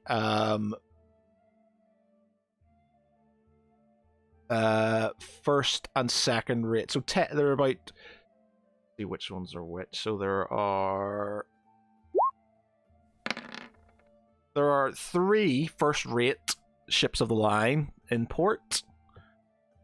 And there are 7 second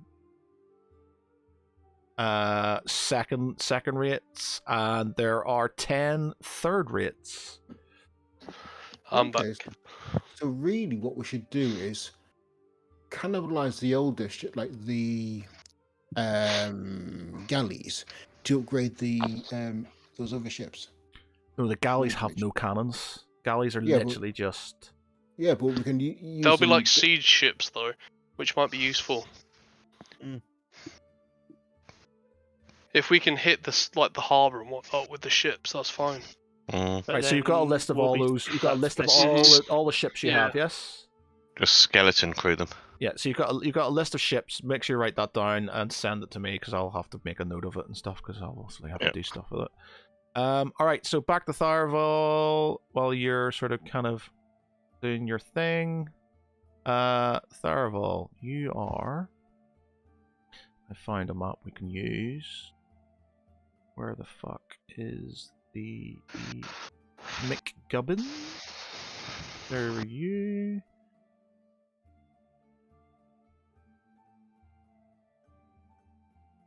Do.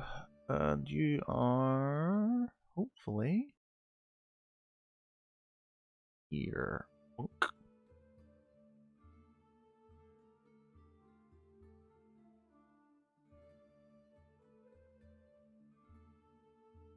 Oh, Oh, right. let me just see. Why can't you see? Let me see. Dynamic lighting, vision, Line of sight, basically, isn't it? night vision. I'll do that. Limited field vision token emits light.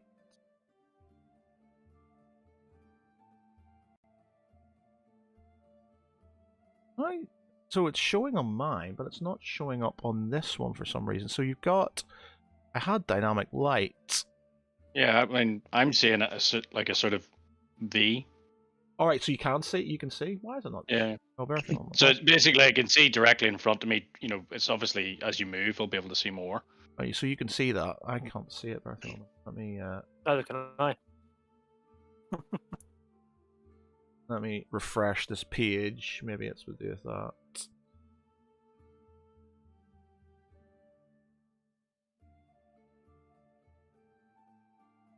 Or maybe it's only you that can see it.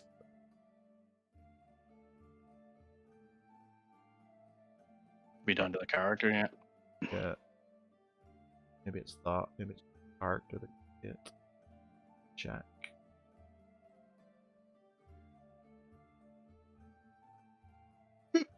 Because I am not you. Can't see unless I can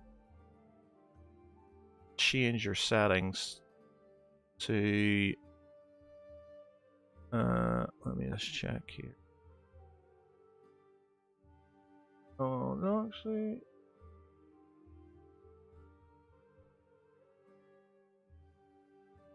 Oh yes, okay.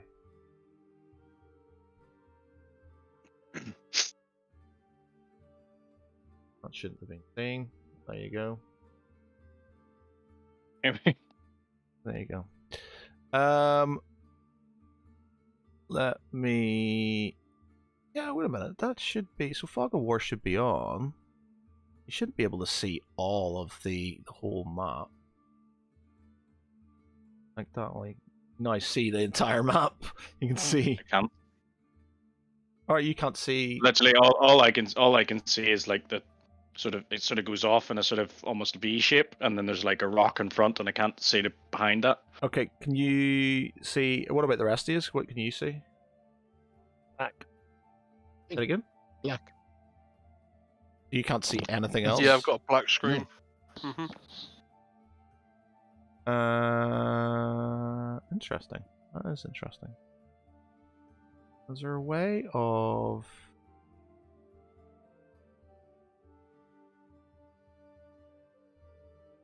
I think 1 minute while I... I'm wondering, do their characters have to be on the map to be able to see it? Possibly. Let me just stick yous on here then, just to sort of see if you can sort of...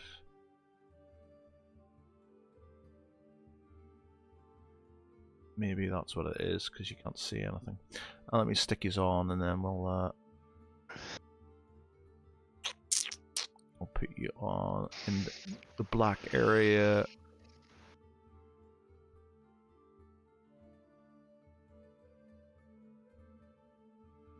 Move that out of the way. Move that out of the way. No. That was Augury's coffin. Right. copy and paste.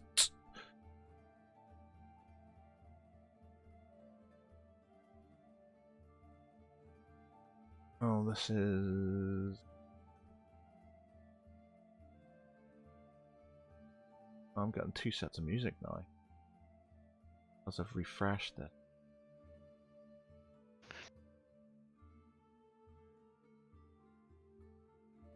Bear with me 1 minute while I'm gonna have to fuck around with that because I've refreshed this, so now it's sort of... I'm just gonna turn the music off because it's gonna get distracting. Bear with me 1 minute.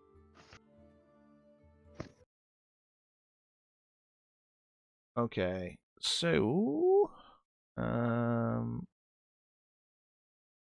basically, to have basically, if I have 2 screens open, the music sort of thing, so I've got to log in as 2 separate people to sort of make sure it doesn't sort of do stupid things. Let me do that. Right, can you see anything now? I can't. Oh, wait a minute. I need to turn your dynamic lighting on, I think. Maybe. I can see me, but not much else. Yeah, I can see me and Lance. 99 reveal total. Nope, nothing. Very 1 minute. Val, has that given you anything extra since I've given you vision? I can see my token now, but Mhm. otherwise the map is still black. Alright, so you can't see what that... maybe that's it. So it's basically because if obviously you see what you see, and you can't see what other people see and stuff. Alright, then I'm just gonna have to turn the dynamic light off then, and either that or you basically have to listen to what Tharval's doing. And not do it. Everything 1 minute. I'll just turn it off. Stick Fog of War on instead, and then just do a. Just can't have no luck with dynamic light. Being balked, basically. Fog of War on. I was gonna say it's actually working quite well as well. When I was moving my character about, it was adjusting. Yeah, it's just It because they. works well until it doesn't. Well, the thing is, I think it works for you because you're there. Well, you're in, but the rest of them won't be able to see anything because obviously. The only thing I could say is if you give them access to my character or something like that. I can't see my token anymore now. Yeah, my token's I gone know as where well, it- but that's Yeah, because I've turned. I know where it is. I can click on it. I but- put Fog of War on. Sorry, I'm just going to do it the old way, and because it's too much faffing around with his all there. I think it's there individual, so you can see what you see, and you have to discuss what you see instead of sort of everybody seeing everything, basically, which makes more sense to be fair. But Yeah. But as I said, I think if you wanted everybody to see everything, then you would have to probably give them everybody access to my character. If that makes sense.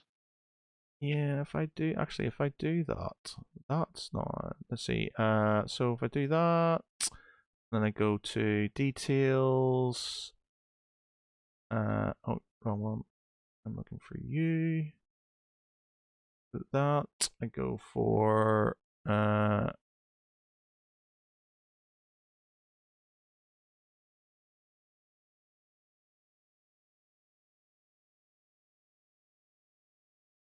oh, I know why that. I can see this because this is the DM one. This isn't what you can see. So everybody's saying, let me just log out of this, exit this game here.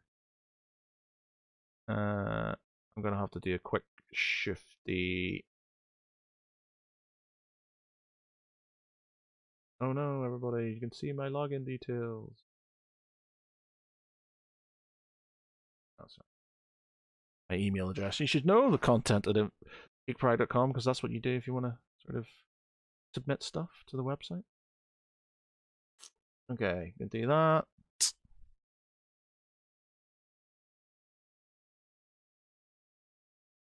And then I can do come on to this one.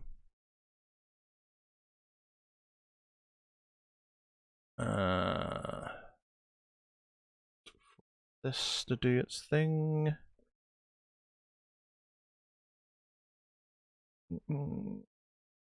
Sorry about this. 1 minute.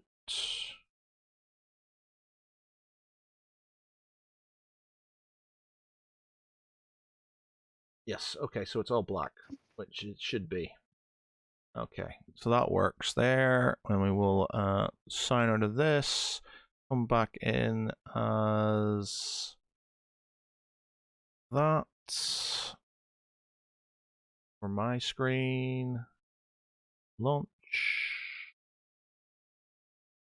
come into this.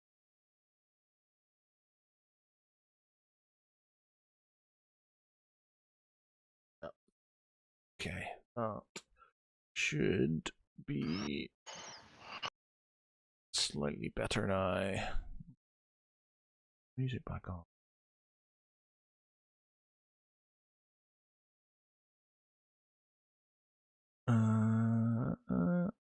Been super slow at the moment. Oh, there we go. There we go. Okay. So, giving access to everybody through Firewall.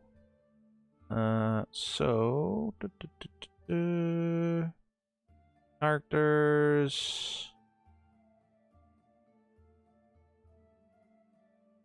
General see and edit. Where is it? You can do it where you can for everybody gem notes, dynamic lighting. We don't want that. If I go to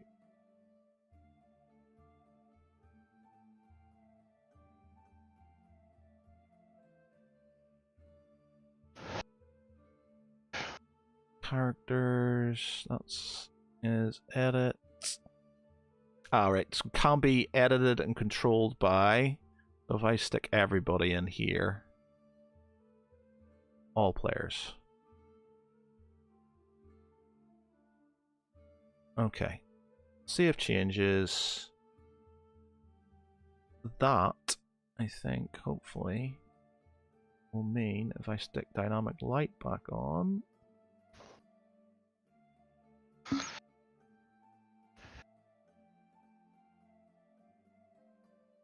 Dynamic light. Oh no, you've seen everything. Oh no. There you go. I can just. Yeah. Can anybody else see anything? Can you see basically? Oh, I can see. You can see what Yeah. Tharvel is. Right, so right. So there we go. We finally did it. We did it. Hoorah! Hoorah! Okay, so you sort of enter a sort of kind of darkish cavern. It's quite damp, but sort of oddly familiar. In a way, sort of, you know, the sort of kind of place you probably grew up in, to be honest. Or obviously not grew up in, but you sort of were. You sort of see in front of you sort of an opening, a large sort of like cave area. There's stuff on the ground. There's sort of dripping water coming from. There's some stalactites and stalagmites around. Some what looks like fungus and stuff growing around the place.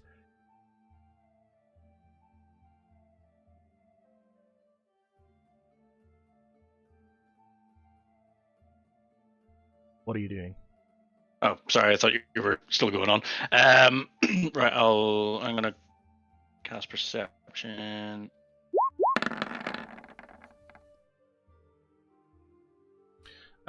You notice sort of in front of you a what looks like sort of like little sort of like what looks sort of kind of like a sort of goo or something like sort of. You're pretty sure it's sort of like from a dead creature of some sort. Lots of little splats sort of in and around the area. Nobody touching nothing. You're not there. Okay. I know, but I was I'm just gonna quoting aliens. No one roll touched nothing. nature to see if there's anything I recognize about it. Would that be nature? I'm assuming. Assuming it's natural.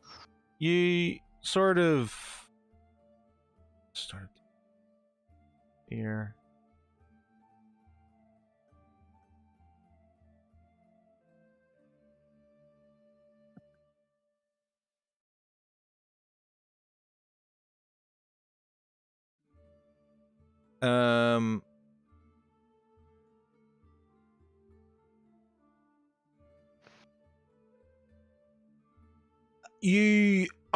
You're not sort of aware of what actually from where you see them at the minute. You're not sure what they are.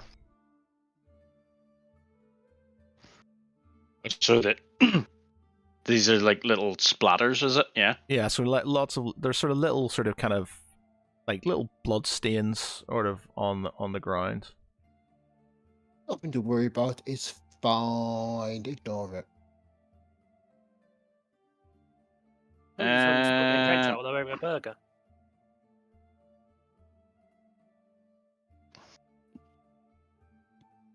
I'm gonna take out I've got a set of ball bearings in my pack. I'm gonna take out the ball bearings and throw it at one of the slime spots. Okay. Do I need to do an attack or Which one are you throwing it at? just whatever one is closest? Roll me a dexterity.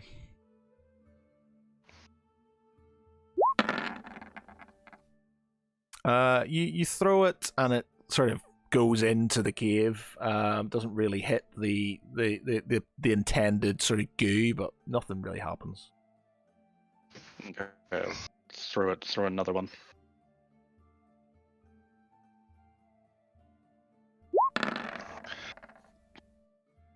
You throw it on target, and it just sort of goes into this sort of kind of globule of sort of kind of gore that's on the ground and just sticks there. Okay.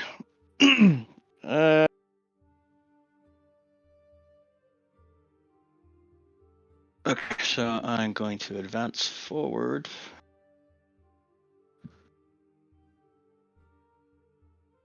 So you, yeah, so, sorry, I got. So you see what you see. There seems to be a passage to your west. There's a passage to the north, northwest. There's, you hear sort of sounds of, what you would hear in a cave. I'm just going to do nature on these things now. I'm a bit closer again. Ooh, phew. They look like some sort of like cross between sort of like a tadpole and a sort of like a lizard of some sort. It's not something you're aware of, but they don't look pleasant. Okay.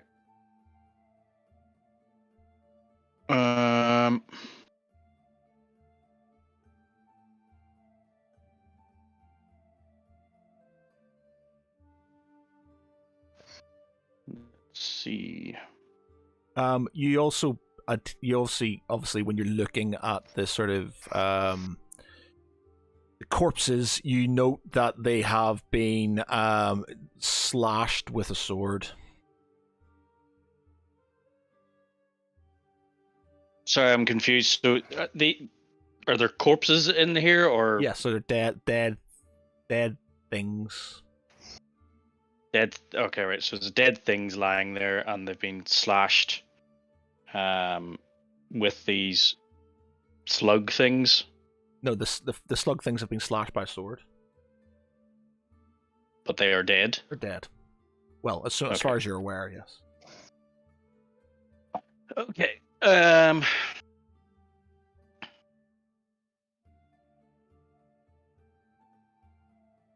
Okay, I'm going to move to there. See what happens.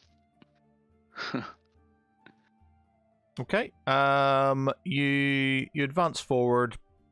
Nothing happens. Hey, I'm going to stay ready myself, but I'd slowly advance forward as I'm going. To there.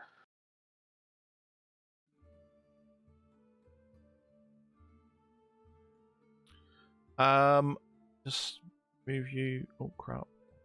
Don't want to do that. Hang on.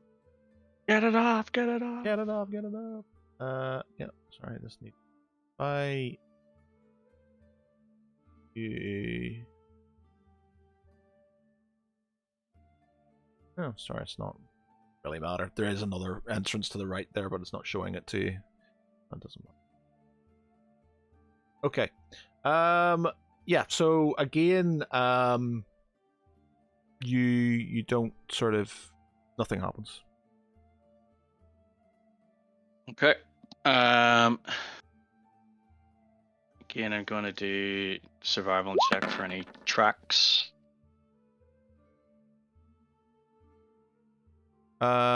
You notice lots of sort of kind of sort of slimish trails sort of coming from all over the cave. Within that sort of kind of slime and stuff, you notice tracks going up to the northwest. Okay.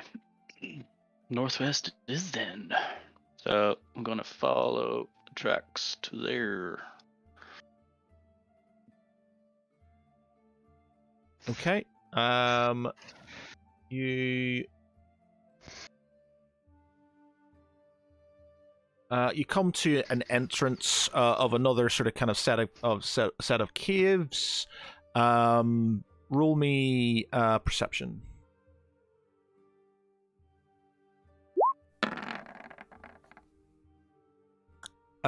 You hear sort of noises coming from the north. You also hear noises coming from the west. It's sort of a like a lots of little lots of chittering. Right. You also bring any cheese with you? you also notice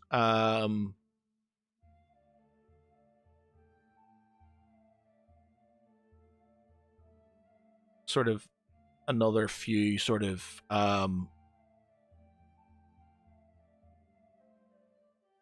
Sluggy things. dead sluggy things as you sort of Okay. So I'm going to move up to there.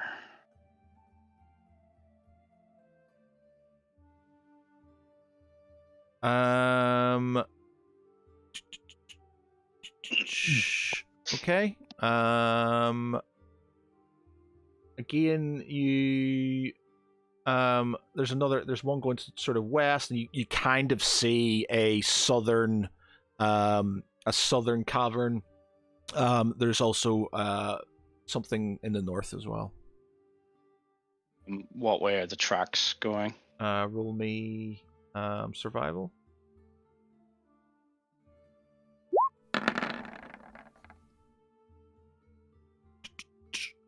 There are tracks that sort of went north, but they seem to have sort of kind of come back and gone west.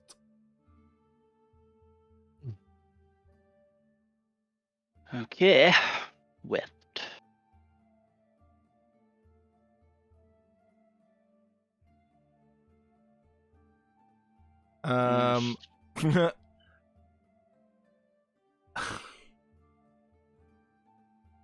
Roll me perception.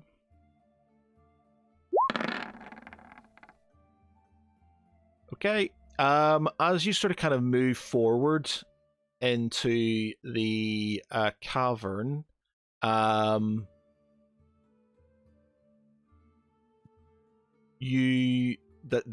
sort of chittering gets louder. You see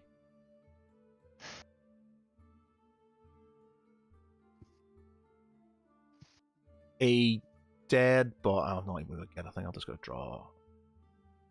You see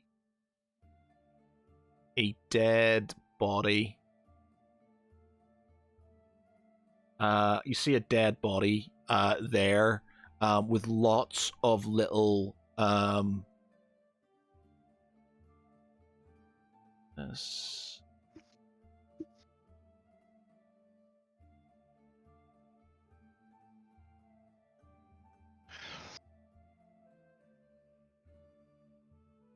Put it on a token layer.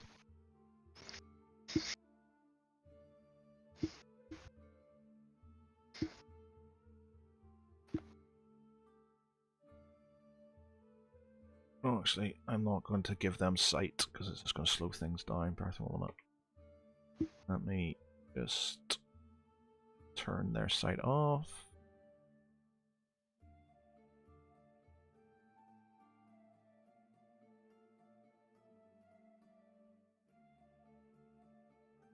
Shouldn't have sight. Why is it doing that? It's going to slow everything down if I do that. Oh, that's because I didn't see it.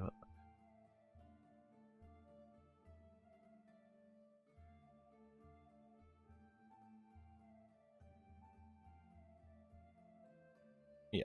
So you see lots of these things sort of crawling over and in this body. You also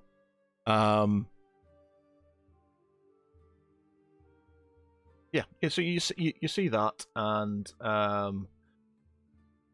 yeah, see a lot of these little things sort of crawling over this body.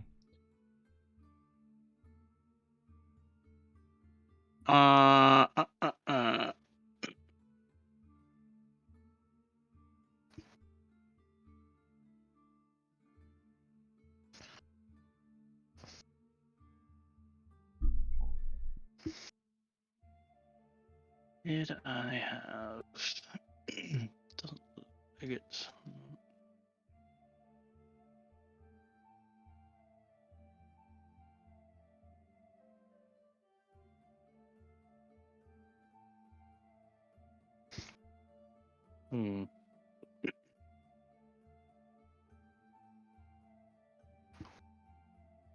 I saw it.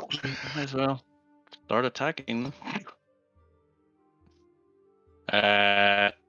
Okay, so I'm just gonna start picking them off one by one. I'll cast Hunter's Mark, Dread Ambusher, Sneak Attack. So do I need?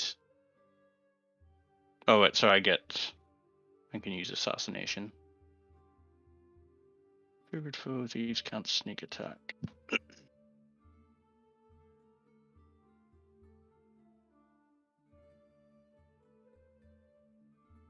Okay, so yeah, I'm just gonna start attacking them. So just do my normal attacks then, yeah. Yeah, just do some normal attacks. Let's see. Sneak attack, Dread Ambusher, Hunter's Mark.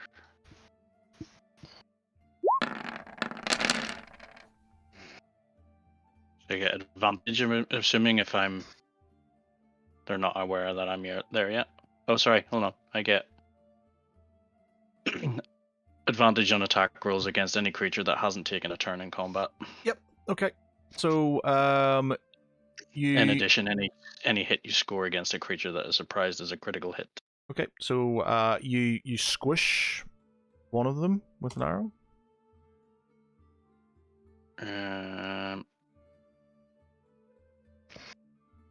Second one. Can't you let him play pool with the arrow and have it ricochet around and like take them all out in one shot? Ping, ping, ping, ping, ping. Bank shot, corner pocket, all the slugs.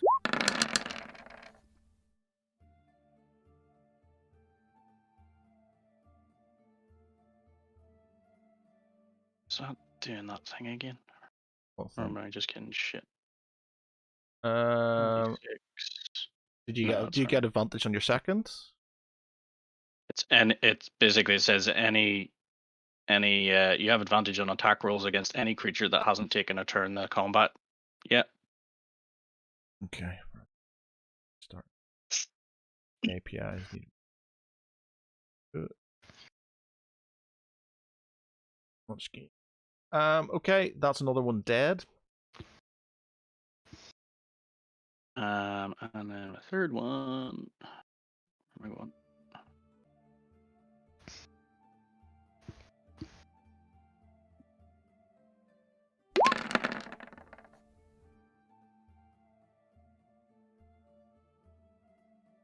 Third one, that's a third one dead. Okay, is that all your attacks? Yep. Okay, just let me roll this.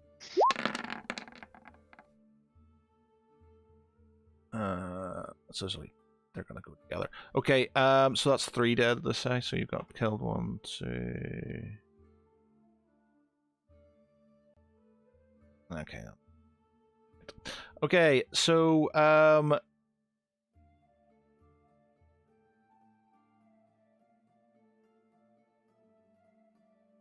these things, the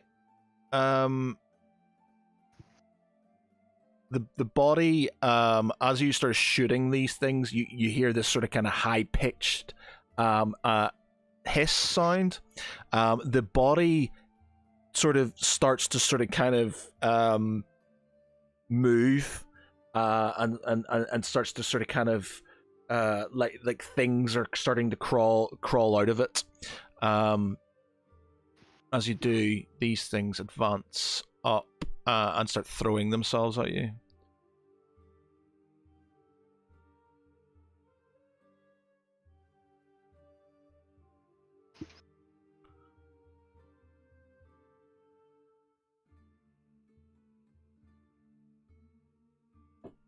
Right, where are they going with it? And because of their size, they don't. You can stack. Yeah, their size. So those 4 at the minute. But there are more.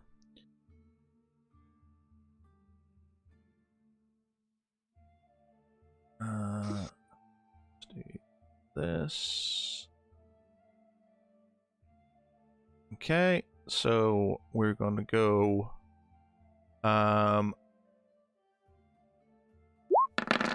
Do I not get initiative first? Oh yeah, I suppose.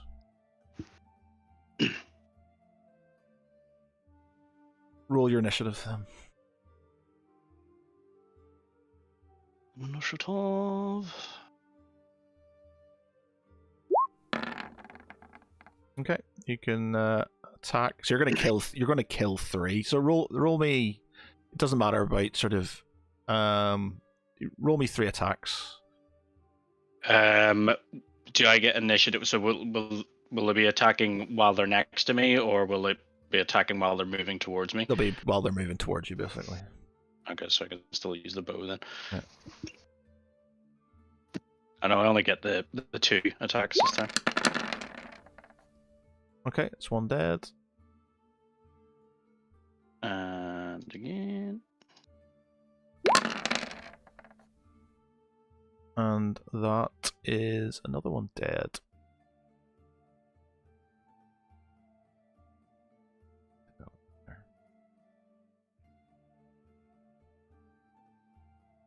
Okay. All right, so the two remaining ones, they.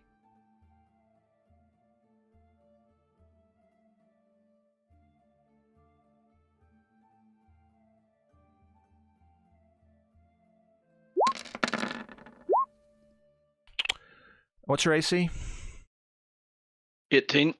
So first one does 6 piercing damage. Next one does 4 piercing damage. Next one misses. Next one misses. So you've got 10 piercing damage. Yeah. All right. End of that round. And more start to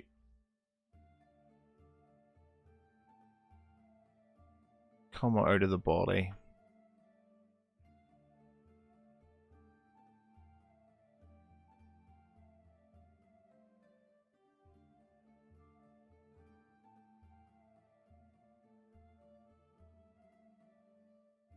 Hmm.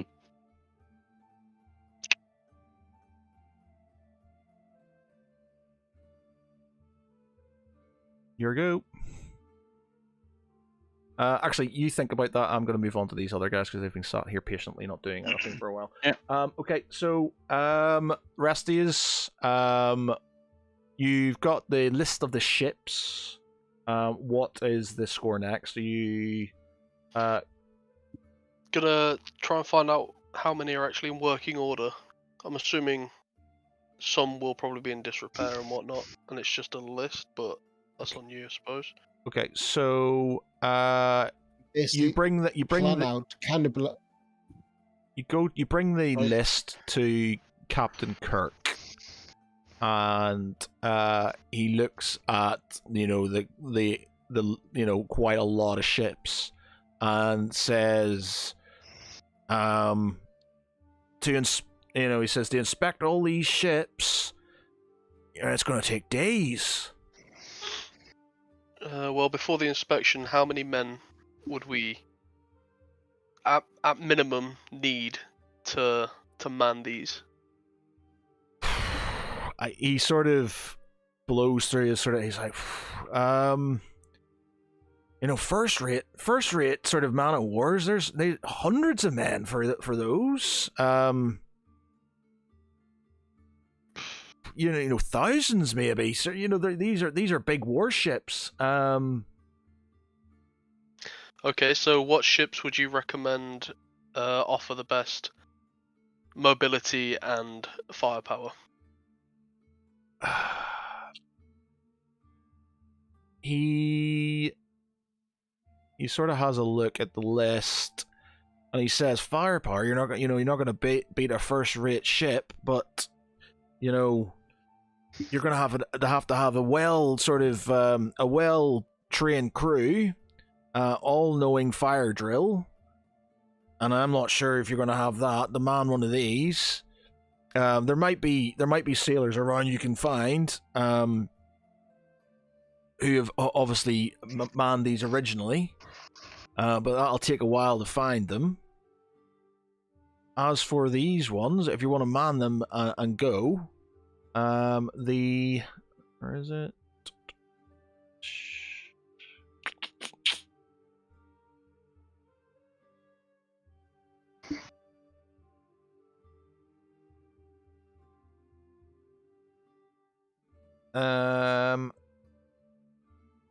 Bear with me 1 minute, let me just check something here. No worries.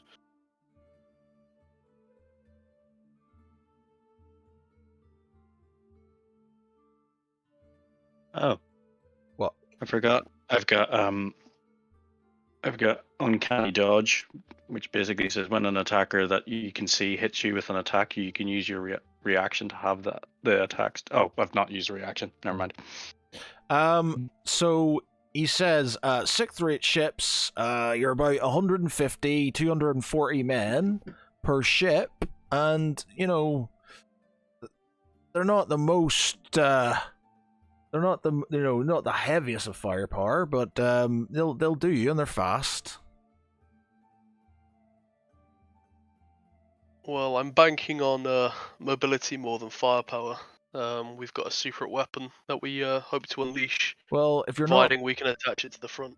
Well, if you're looking just for firepower, if you're just looking for mobility, then a sloop of some sort. If you just want a fast ship, then a sloop or something like that. We need something with a little bit of space, Yeah. especially if we're rescuing people. Mm-hmm. Well, yeah. a sixth rate man of war will do you fine. It has firepower, a bit of speed, and can carry your weapon.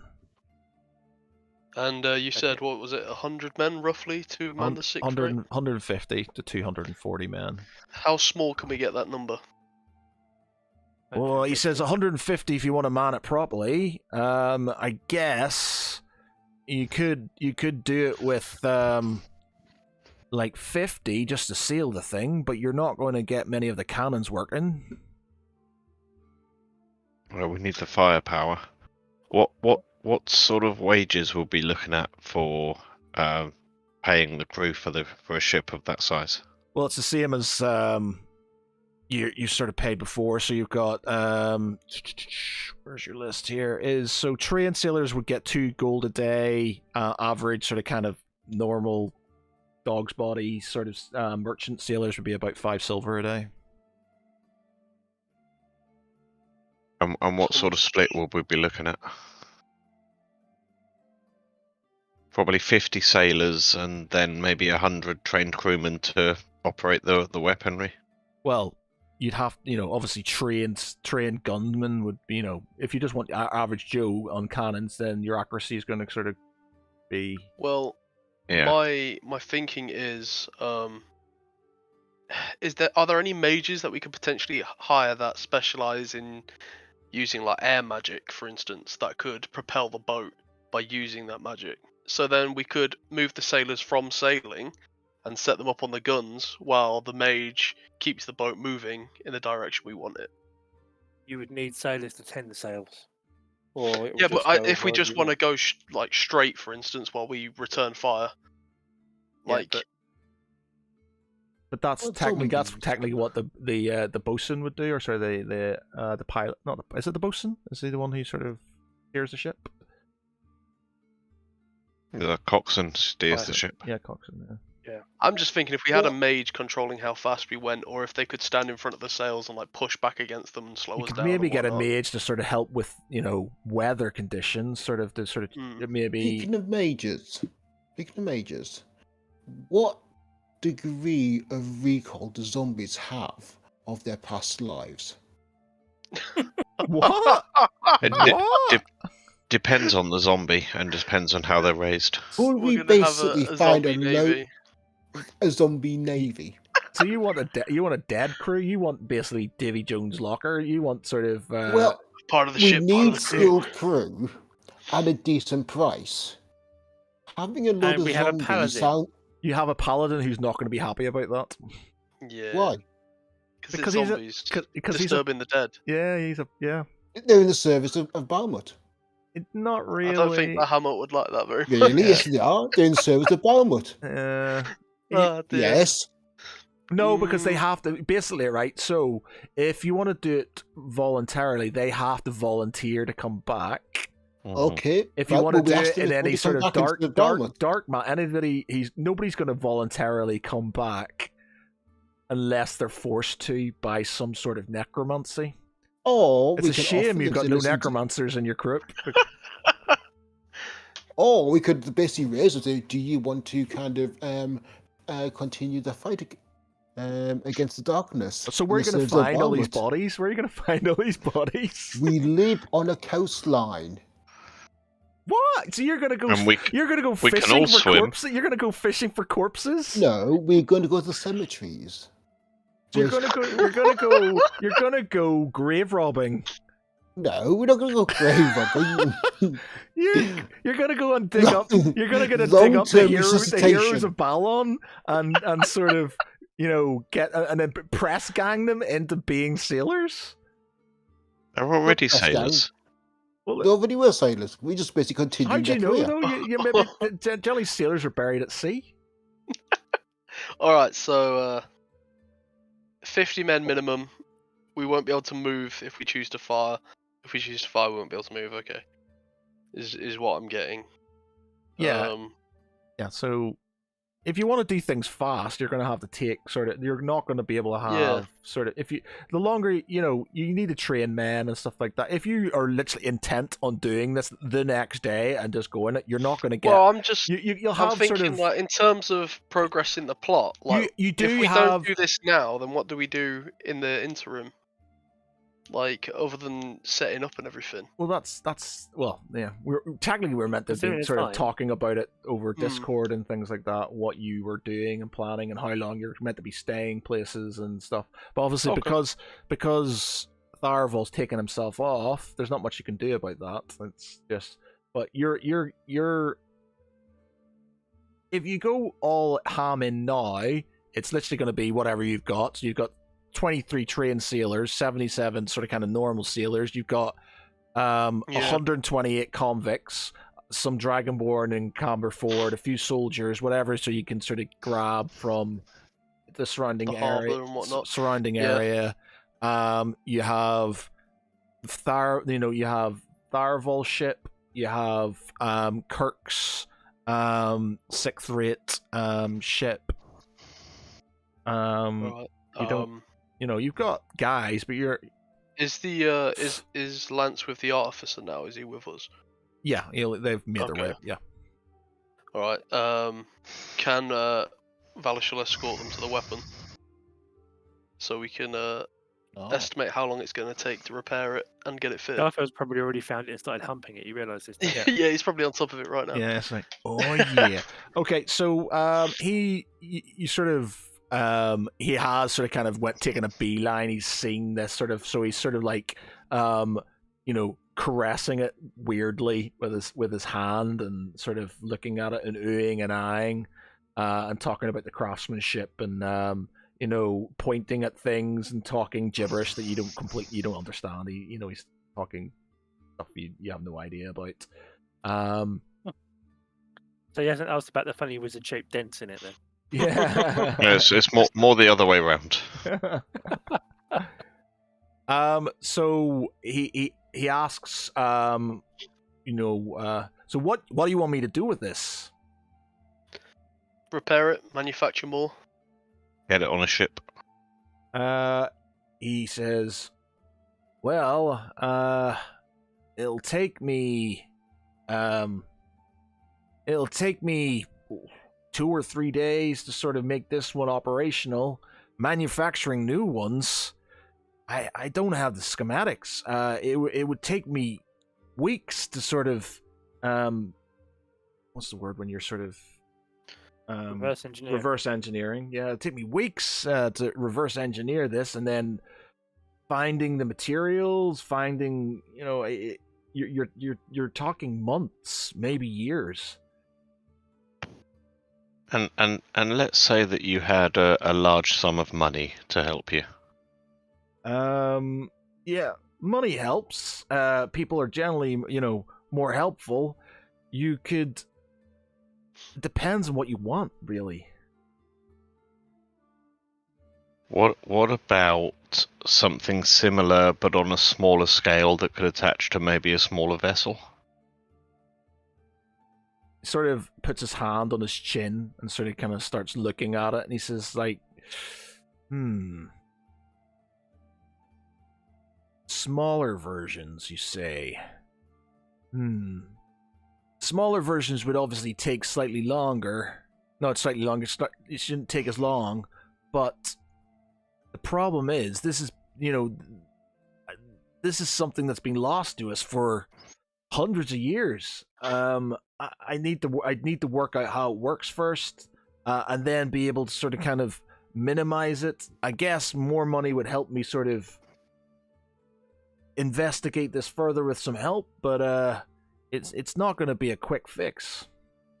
And you've already shown a willingness to work with others when the need is pressing.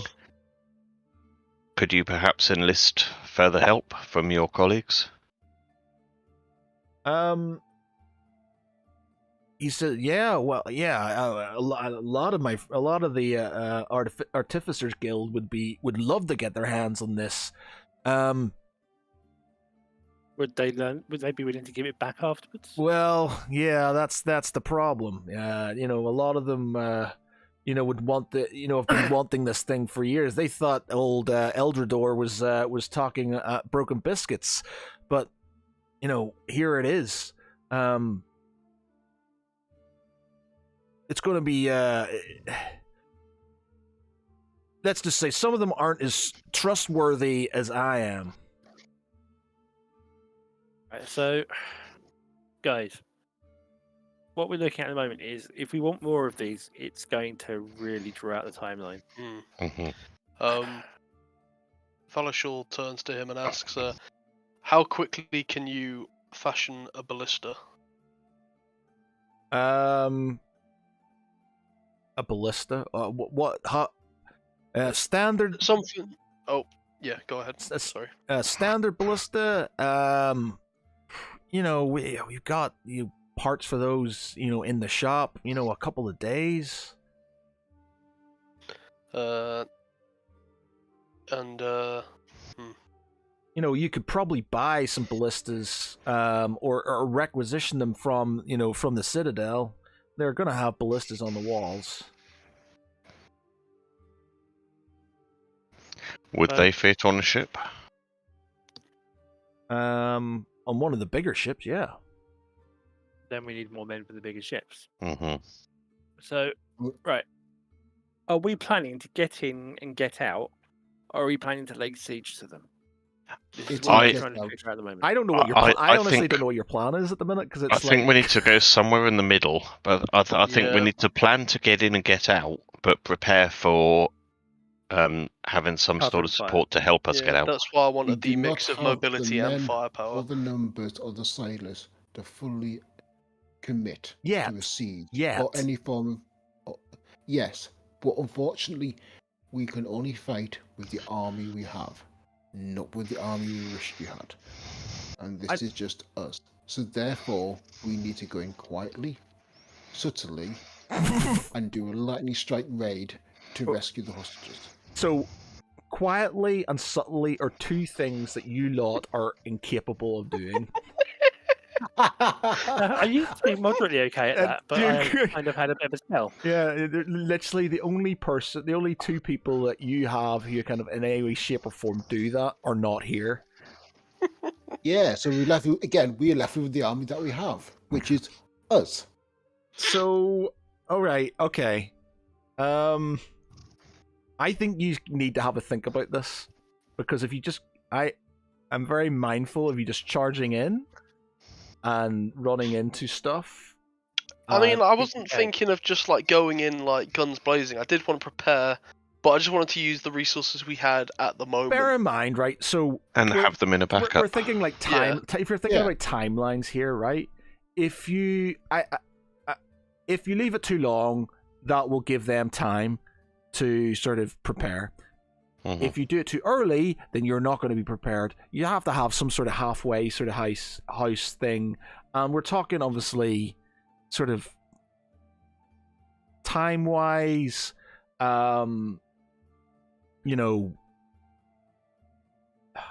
months. You could wait sort of try and sort 2 or 3 months before sort of before winter kicks in. You could leave it till after winter, but it gives them a bit more time to prepare. Then you always got to bear in mind, obviously, Tharvol's still there, and there are hostages and stuff like that. Yeah, we don't even know where Tharvol is. We've heard he's gone there, but we have no clue. Exactly. So this is something you need to think about. So are you going to sort of go in and just sort of figure out where he is and do nothing else with the shit, and then maybe try and sabotage stuff, and who's going to stay behind and sort of kind of try and sort things out? I mean, it'd make the most sense for Valashul to stay back, given that he's the most clunky of the party. But it depends on what we're doing. So, how about? Well, we're not able to do a session next week, are we? No. Oh. We have a think and we actually discuss in between. So we make time to go onto Discord and talk about this. Yeah, Yeah, I can do that. Yeah. it's 11:30 now. Yeah. So we'll Ah. use the time we've got to think about stuff properly. Someone will have to sit on Draken for a couple of weeks. Someone will need to convince Val as well. Yeah. That it's a better idea. Yeah. So next week, I think we can carry on. We can do Tharval. If you're not there, we can do Tharval's bits and stuff, and then the rest of them can sort of do some other bits and bobs. That's fine. Well, you're not there. But we need to take the time to talk about this Yeah, but you do. offline. Yeah. So even if it's in Discord and stuff, make sure you put in on the Discord like how many your ships or what you've got, because I need to sort of kind of go right. I did make a note, but I don't know if I've got all of them. Yeah. So I think. Well, between you and me, Wes, I think we probably have. Right, Yeah. so how many ships you've got, then we can sort of figure out how many men would be needed, and then like you did with Silkside, basically a battle plan. How you're gonna, how you're gonna pay for things. What are you gonna do? How many men you need? What training you're gonna do? Are you going to sort of try and get any sort of intel? Are you going to wait for Tharval? Blah blah blah blah blah. And a plan of action, not just let's go to the island and be subtle about it. And it's not going to be very subtle at all. And We never are. I'm struggling to sort of kind of figure out. I don't know how I could extricate you from that situation. So, yeah. 3 letters, TPK. Yeah, that's it. So subtle as a as much as fireball. I'm sort of kind of, it gets time that you sort of, it might get slightly harder. I don't fancy is all sort of dying and stuff. So. Oh, that's fine. Yeah. I'm like Traegard in Nightmare. What does he say when he sort of kind of when there's what does he say? What does Traegard say? Like danger or something like that. I can't remember. He says danger adventurers or something along those lines. I can't remember. Danger will Wheaton danger. Oh yeah, so like a robot. Danger will Will Wheaton. Danger. Yeah. Will Robinson. Will Wheaton. Yeah. Will Wheaton. Will Wheaton. Bill Newmy, not Wesley. Okay. All right. So we'll leave that. So you lot actually have a conversation, because I can't do anything until you've made any decisions and stuff, because I'm basically, whenever I do things, you just ignore it and stuff and do something else. So I'm basically reacting to you. So you need to come up with a plan of action, decide what you're doing, and then we can move on with this part of the story. Tharval, we can sort of kind of start doing his stuff next week. And then obviously whatever happens there can be sort of we can move on with, and that's that. Okay, and you're not here next week, Wes? No, I'm not. Okay. That is the 23rd? 23rd, yeah. Yes, 23rd. Cool. Alright, okay.